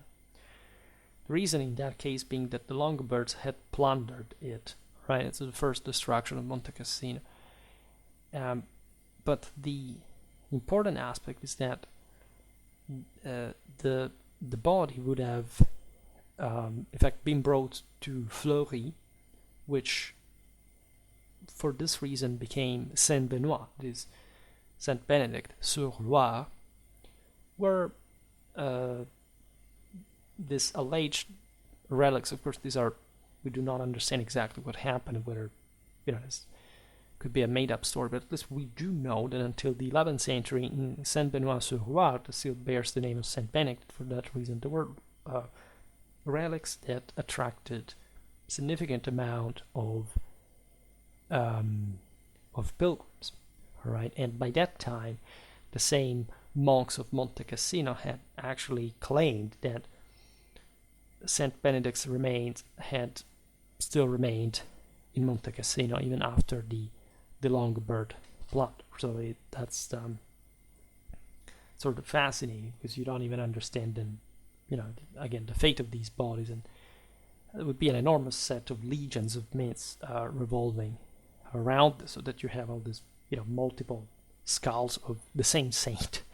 In other places there are, this is funny, but it's real, like in a 19th century German historical museum, there was the skull of Charlemagne as an adult and the skull of Charlemagne as a child. They literally felt it. Of course, I doubt that they literally believed that, but they were sort of making an example, and that's a bit what we were saying before with the Synod of Turin, that the church itself said, we expose it for a matter of faith, but just know it, we say it out loud clearly since ever, it's not real. And people thinking it's real. So of course it has a lot to do with how you want to see the world, but I guess that in part that's the point. It's up to you to investigate and to achieve that sort of awareness. So the Merovingians bolstered dramatically the spread of sanctuaries and the same pilgrimages to shrine, even though, as you know, they sort of ruled in moments of great, again, they brought initially great stability, but the same Frankish kingdom would break down into 4 areas, and in part this is what actually favors the competition among the various shrines. In fact, one guy in Burgundy would, I don't know, by fighting with the one in Paris, would compete with the other who found a shrine and so on, these kind of things. The same Clovis, as we've seen in the video about medieval Paris, had built a shrine over the grave of Saint Genevieve. Right, we are at the beginning of the 6th century. Clovis died in 511. We're talking Paris here, right? And Dagobert, who died in 639, was essentially the only Merovingian ruler who managed to, the last Merovingian ruler to rule over a unified Frankish kingdom, and there was a significant stability after his time, mostly because this is Frankish history in a nutshell. Like, his siblings had died, and so his brothers at least had, and so he could rule in a unified realm once again. Very positively remembered ruler. We have to make a video about him. Who revitalized the shrine of Saint Denis, that, as we've seen, was the most important of the monarchy, and that's what fully ensures Saint Denis becoming the patron saint of the same France, right? It's also from the same Merovingian era that for example, the first Marian pilgrimage to Ambronay in Burgundy is first remembered. We're in the 7th century. There are also shrines established in rural monastic settings, or at least we can start documenting them, because things were getting a bit more aristocratic and at least ever more oligarchic, and so these places would be ever more stabilized under a specific elite that begins to write, to publicize their own shrines. This is really typical, especially of the later Merovingian era. We've seen it again in the video about Merovingian geography, because when the royal power is weak, all these other centers far away or relatively far away begin to do exactly what the Merovingians had done, so to provide themselves as much as possible with some elements of legitimacy as far as the local, in this case also cults, given that they were ecclesiastical authorities, were concerned, had properly built the local identity and power. And pilgrimage played an important role, as we've seen with pilgrims coming to consuming, offering, right? So it was a way of accumulating wealth as well. And it was a way, in fact, to stabilize society at the same time. Needless to say, under the Carolingian, this process is enhanced further, right? Charlemagne himself was a very fervent collectionist of holy relics, right? And naturally, his new Rome, the Rome of the north of the Alps, Aachen et La Chapelle, was to become a bit the shrine of all these remains.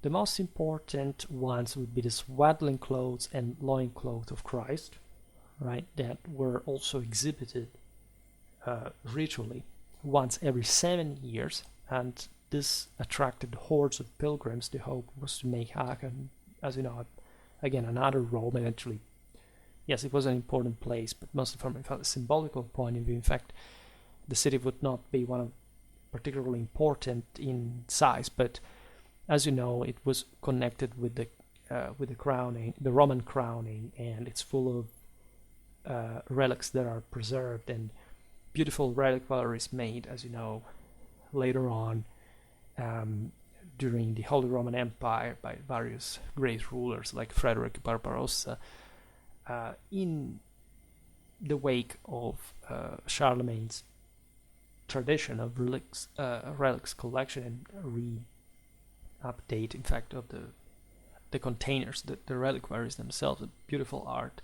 incredibly rich and properly, embodying the power and the prestige of the peaks properly of the Germanic Empire.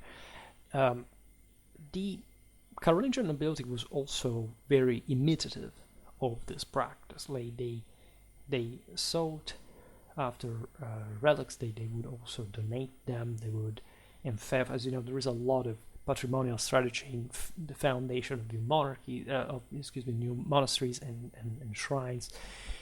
The same Carolingian dynasty would continue like the tradition of their father. Charles the Bald, for example, gave the Virgin's tunic to Chartres in 876. As the grandson of Charlemagne, and especially ruling in Western Francia, he felt particularly this necessity of ruling through such donations.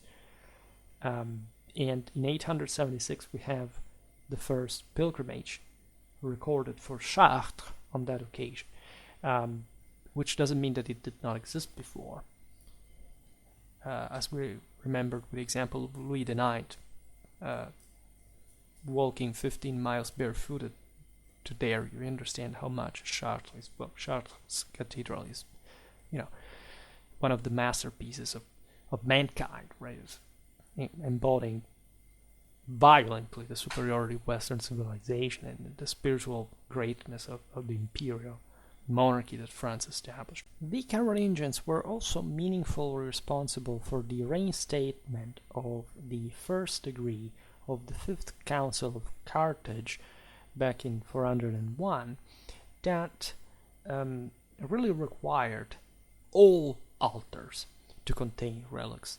Now, this is very interesting because it shows, of course, how the older, Christian beliefs were really connected with this process. The Carolingians were extremely sensitive to this idea. They had themselves swords reliquaries. They went to battle apparently with some actual saints' bones inside the hills of their swords, and there is I made some videos about this topic. There is probably one dedicated to sword and the swords reliquaries specifically.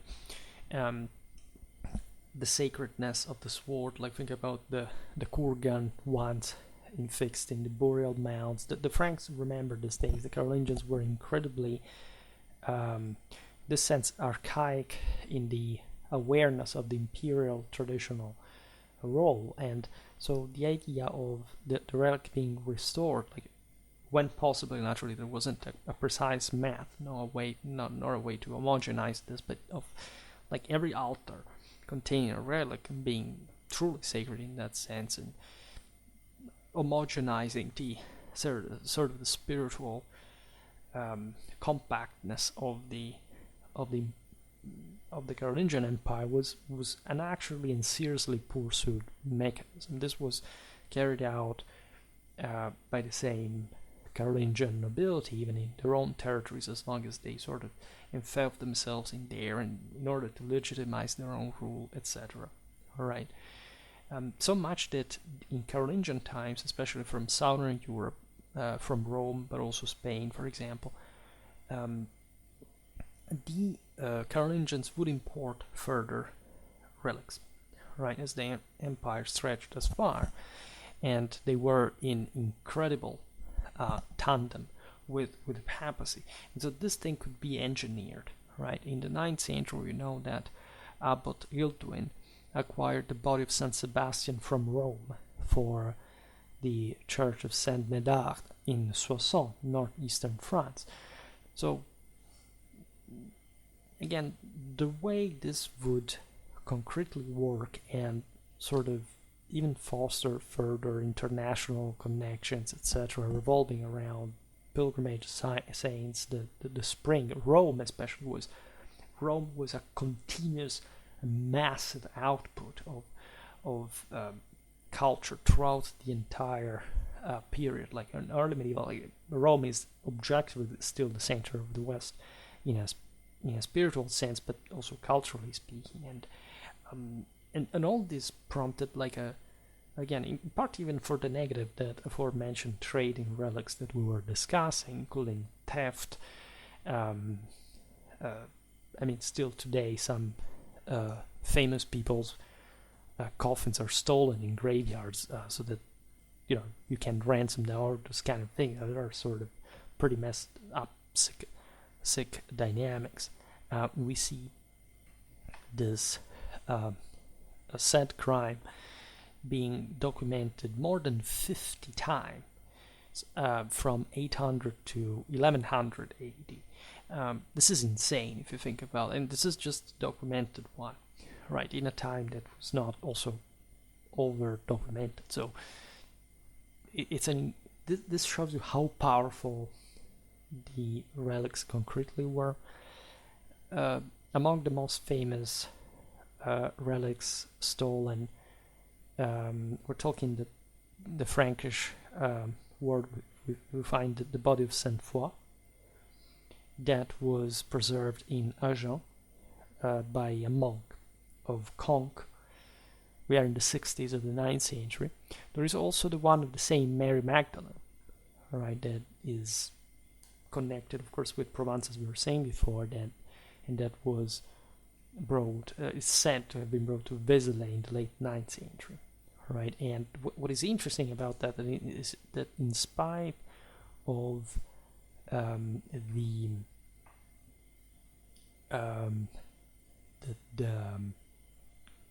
theft and the sort of the unlawfulness of this mechanism, both the last examples became gave birth to major pilgrimage sites in the place that the bodies had been brought illegally, right? So this is, nobody cared even about the thing in itself, just as long as they could go on the tomb of the saint. All right. There is also an interesting mechanism in this when the Vikings start attacking France, right? Because the monasteries, the churches, were some of the best targets because of the paraphernalia, the liturgic objects, right, that were quite precious, and the Vikings, being largely pagan, would target. There were shady deals even with the same Frankish rebels and things like that. In spite of this, though, and this is very interesting in the perspective of, let's say, the Carolingian Church surviving the empire and becoming, especially in the monastic, but also the episcopal element. The latter already was in many ways, but still in this interconnection, literally the connective tissue of post-Carolingian Europe. Pilgrimage to these sites of cultic worship actually increased during the same period. During the 9th to 10th century, we realized that in part also because of a psychological reason. This is a new period of crisis, and so people they have more reasons to actually go on to pilgrimage. But also the interconnection within the same France, torn apart by the Norse, but also the Magyars and the Saracens. Politically, the fragmentation, the shrinking of the monarchic power in the first place, compensated, however, by these pious connections, the quite sort of localized but still nationwide interconnected monastic world, which is also actually funded by pilgrims, right? Pilgrims are the ones who help building, especially during the 11th century, where also more wealth is around, the same monastic structures. This helps in turn, as we've seen, the let's say the establishment of true stations in the same monastic houses for the same pilgrims in turn. This has to do literally, in fact, with the let's say the relics guarded by the same monasteries.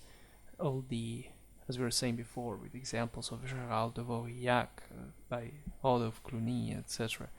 The properly the further local rooting of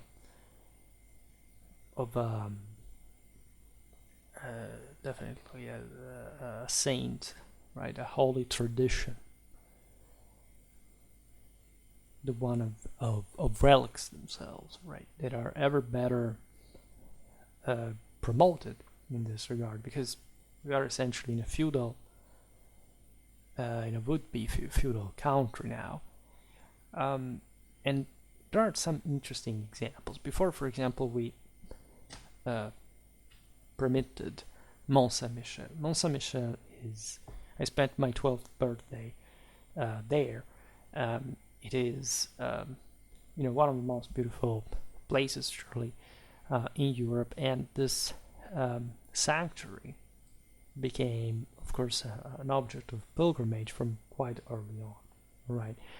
There is an episode connection with the apparition of the Archangel Michael to Aubert of Avranches while he was sleeping. It was a dream that also traditionally was connected with this other supernatural dimension. This episode would occur, according to the legend, in 708, right? And in the dream, the Archangel Michael directed Aubert to build a sanctuary at the top of Menton, which is this granite rock, some 200 feet in high, in the bay near Avranches. Think how the word could be, right? In the 8th century, this is technically even before the Norse had started most of their journey, so it's just like another world. And as we were saying before, the connection with the Archangel's shrine on Monte Gargano in Lombard, Italy, was immensely strong. In fact, from Apulia, relics were sent to build the small sanctuary in northern Gaul. And this would naturally pair, as we were saying before, further with eventually the Norman connection in between southern Italy and northern France. Again, these two pillars of European spirituality. Remember that the Archangel Michael was this warrior, again, emphatic figure, which the Norse, the Longobards, had identified with Woden himself, right, who crushes the Telluric forces, right, and reinstates the rule of the Aesir, right, and this is how, like, they were excited by their cult also from a military point of view. These are warrior saints, where another, aside from the soldiers, martyrs, that were, by the way, martyrized not because they were opposite to the military life at all, right? I have another video incoming, but we already discussed this in other episodes, right? So, speaking of Mont Saint-Michel, by the 11th century, and here we are in Norman times, the building at the top of the hill was becoming inadequate for the amount of pilgrims that came from there, so that the construction of what you can see as the massive hilltop abbey was begun at that point. And in the 12th century you have the addition of lodgings. Also the lower town began to expand because naturally, again, all the surplus that it attracted it also allowed the development of a local community. And in the 13th century, you see the Gothic additions to the monastery's architecture, right? So that I made a video about the Duchy of Normandy, by the way. You can follow a bit the history of the places. Mont Saint Michel increased in size.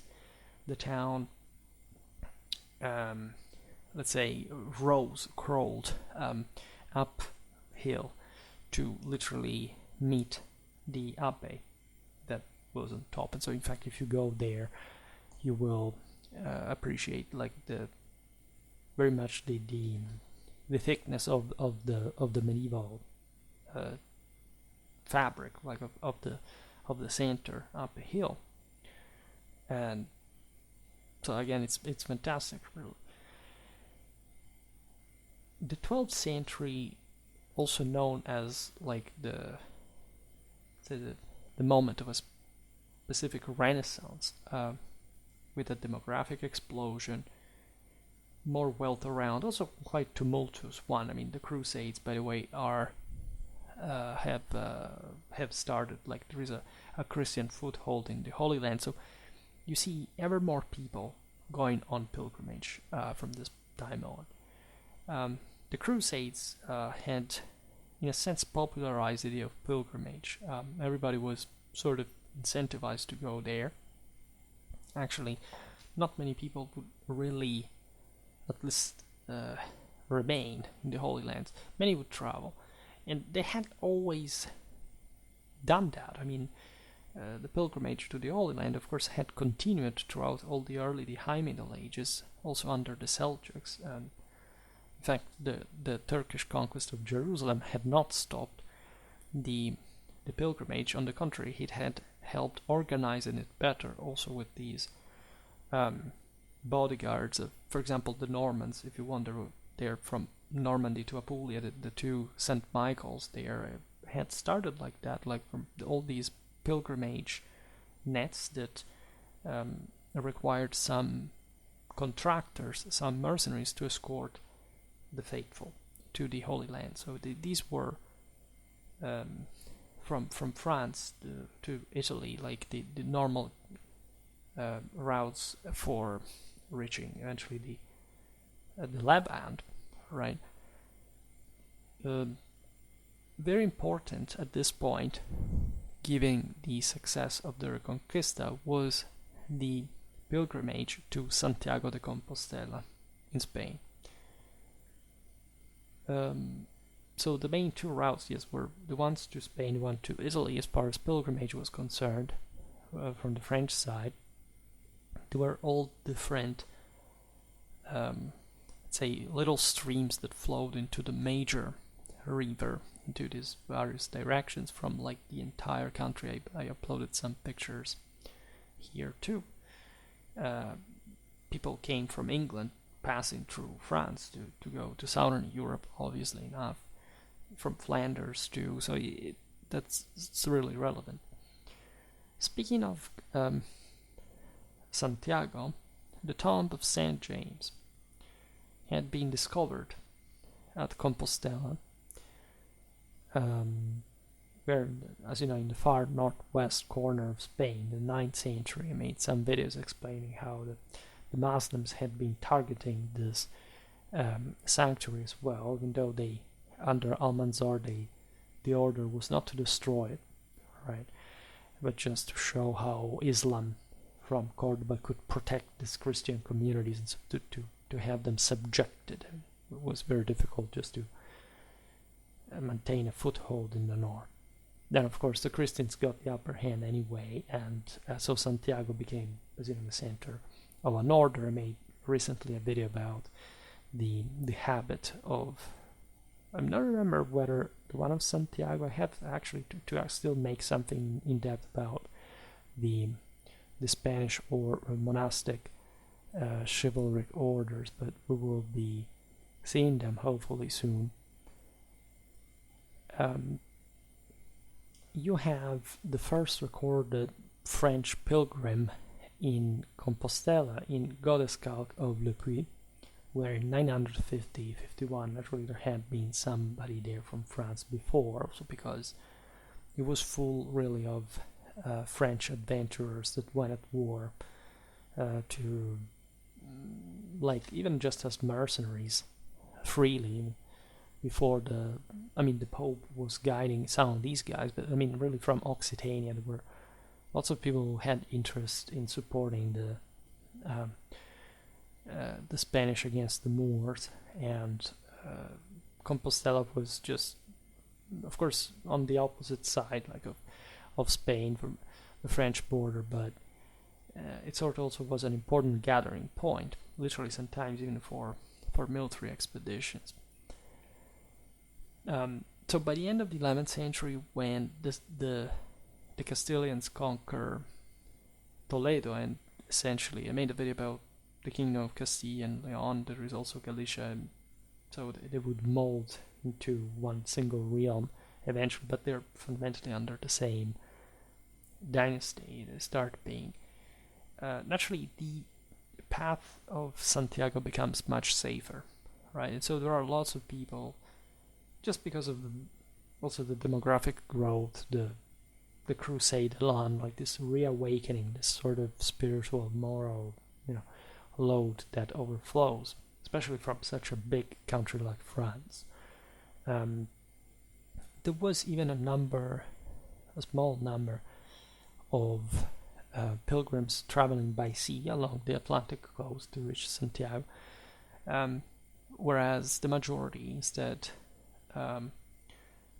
virtually the entirety of the French pilgrims would have to go throughout all of Gaul and then that part of the Iberian Peninsula. There is the oldest documented Western European guidebook for pilgrims, dated to 1135-39, written by a Frenchman, right? And it is specifically dedicated to those Frenchmen who were to, in fact, move from their land to go to the Shrine of Santiago. And the author, who is anonymous, gives 4 different routes through France towards Santiago. Predictably, these follow mostly the old Roman roads that had never really died out. Of course, in part they had been modified, but generally speaking, those were the most convenient historically. And each of these routes began with a major center of pilgrimage in itself. In fact, these 4 routes start respectively from the aforementioned Paris, Vézelay, Le Puy, and Arles.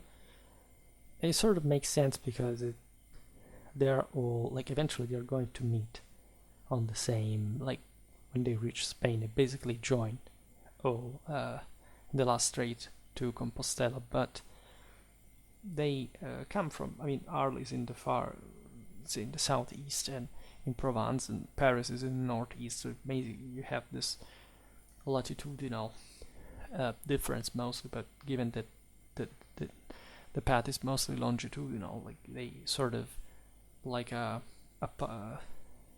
parabolic trajectory, they unite towards across northern Spain. The 3 westernmost routes met at Ostabat, crossed the Pyrenees at Roncevaux, which was, as you know, a very relevant location for the French epos, and in fact religious fervor, the death place of Roland and of the Durandal as well, that sort of in this mountain passes exemplify this sort of gate that opened, this limit that the French left, and that entailed a warlike and exalting past and identity associated with them. The route from Arles crossed the Somport Pass further east, but we're talking essentially about like more or less the same areas. And along this route, of course, there were hospices documented since the late and the early 12th century. What is fascinating about this touring book is that it indicates, in fact, the places where you could find provisions, potable water. There is a description of the people. Like, this was really normal. It followed an ethnographic interest of some sort. It gave some scare bits and saying, look, in this place there are thieves, right, or other scams, so be watchful of what can happen. There is also like a general, description of how the pilgrims were normally organized and were treated by the and should have been treated by the locals, right? Consider that at this point there are, as we've seen, many monastic orders and congregations that are very much scattered across all over Western Europe, and there are lots of Frenchmen there, and many, like for example, the Iberian monarchs at this point were making lots of donations to French monasteries.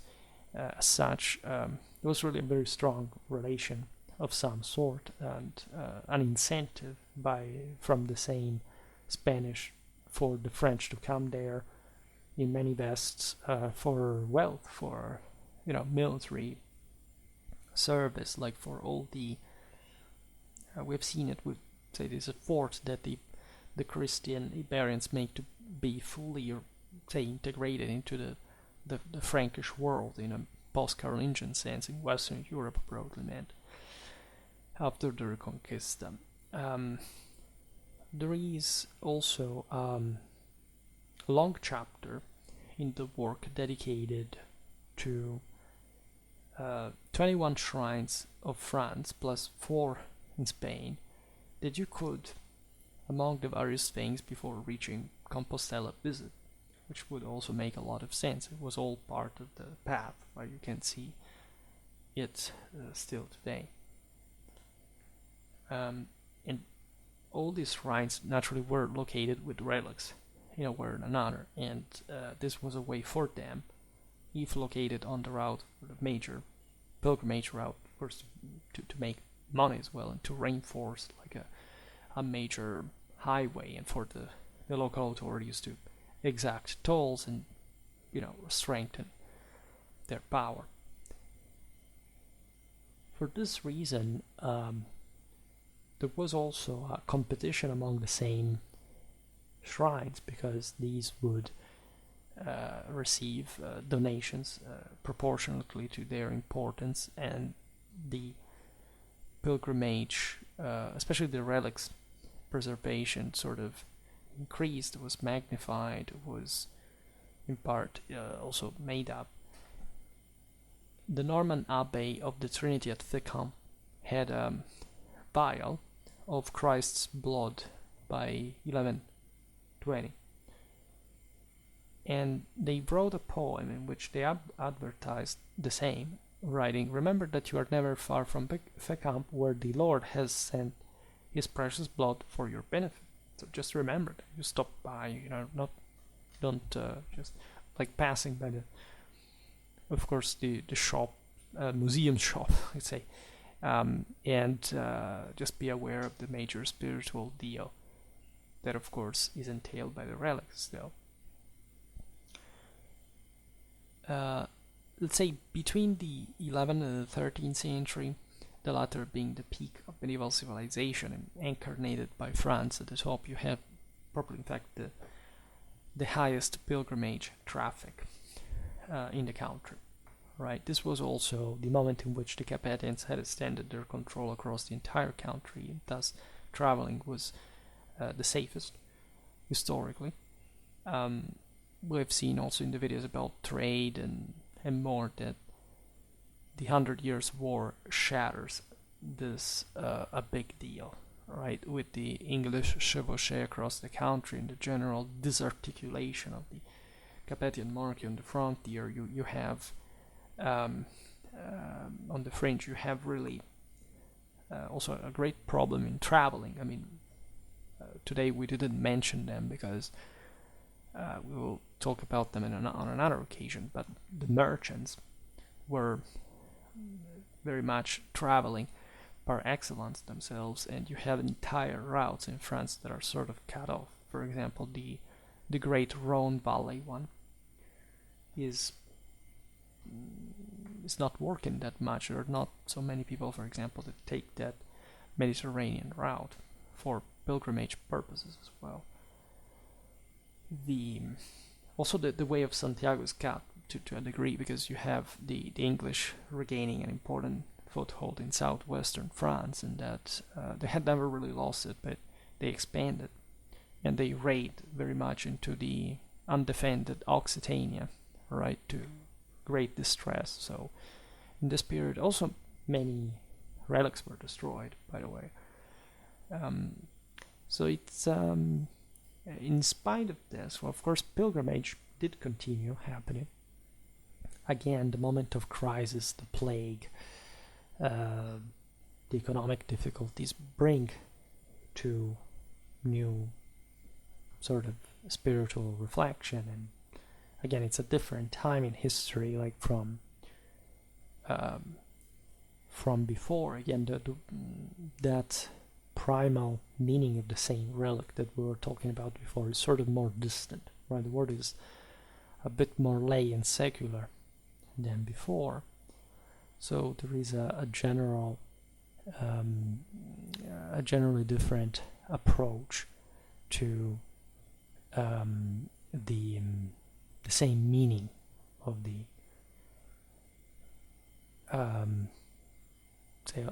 same understanding of what the relic and the pilgrimage have properly to do with one or not. So that when you look at 14th to 15th century, realize that in spite of the continuity of this dynamics, there is also a decline in the cult of saints, right? France would later have its own Protestants, especially in southern France, that had witnessed actually a lot of that, as we've seen, sort of prolific, say, religiosity in terms of these relics. There is, on one side, actually a tendency to unification, right? Rather than being more locally faithful to a single saint, you would dedicate yourself to a major figure. Like you need a more reliable sort of, you see, state building is happening. The system is less fragmented after all, because the French, the Capetians, the Valois regain what they have lost. So there is a unified cult, for example, of the Virgin that is very common. You can see it also in art in the 14th and 15th century, which was really like a very strong coming back of the Virgin as the uniting of the old mother, right, the great mother, that France in her Latin soul had sort of, always I always felt very sensitive toward, especially in Occitania, but not only, but the North is plenty of this. Again, the angel-like woman victory transfigures is always universal. It has nothing to do with this sort of religious shade, regional shades, but it is very much another moment, if you want, for the relics of Mary that to rise, right? Since this is a tendency that had occurred since the 12th century, which had stimulated that unifying picture. Already pilgrimages to the relics of the Virgin had been intensifying, but in late Middle Ages you see, for example, Mary's hair found or acquired by, you see, many places such as Coutances, Saint-Omer, Mahon, Saint-Chapelle, the same Saint-Denis.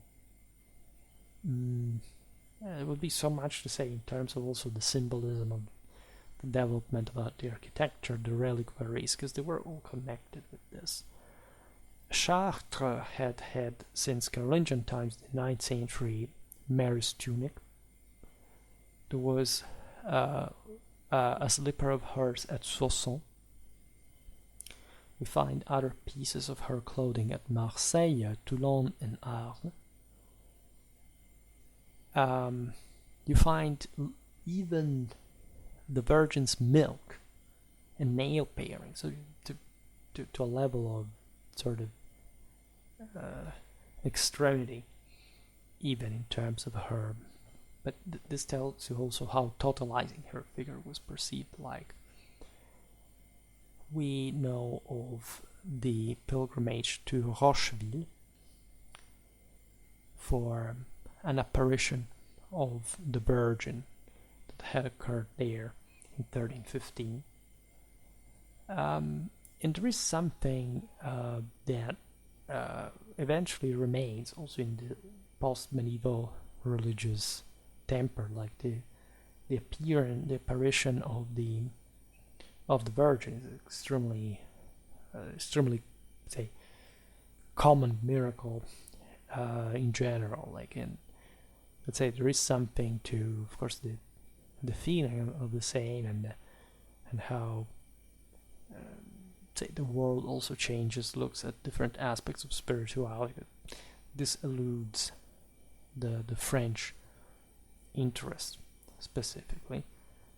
What is fascinating really is, however, how much of this let's say this history has remained in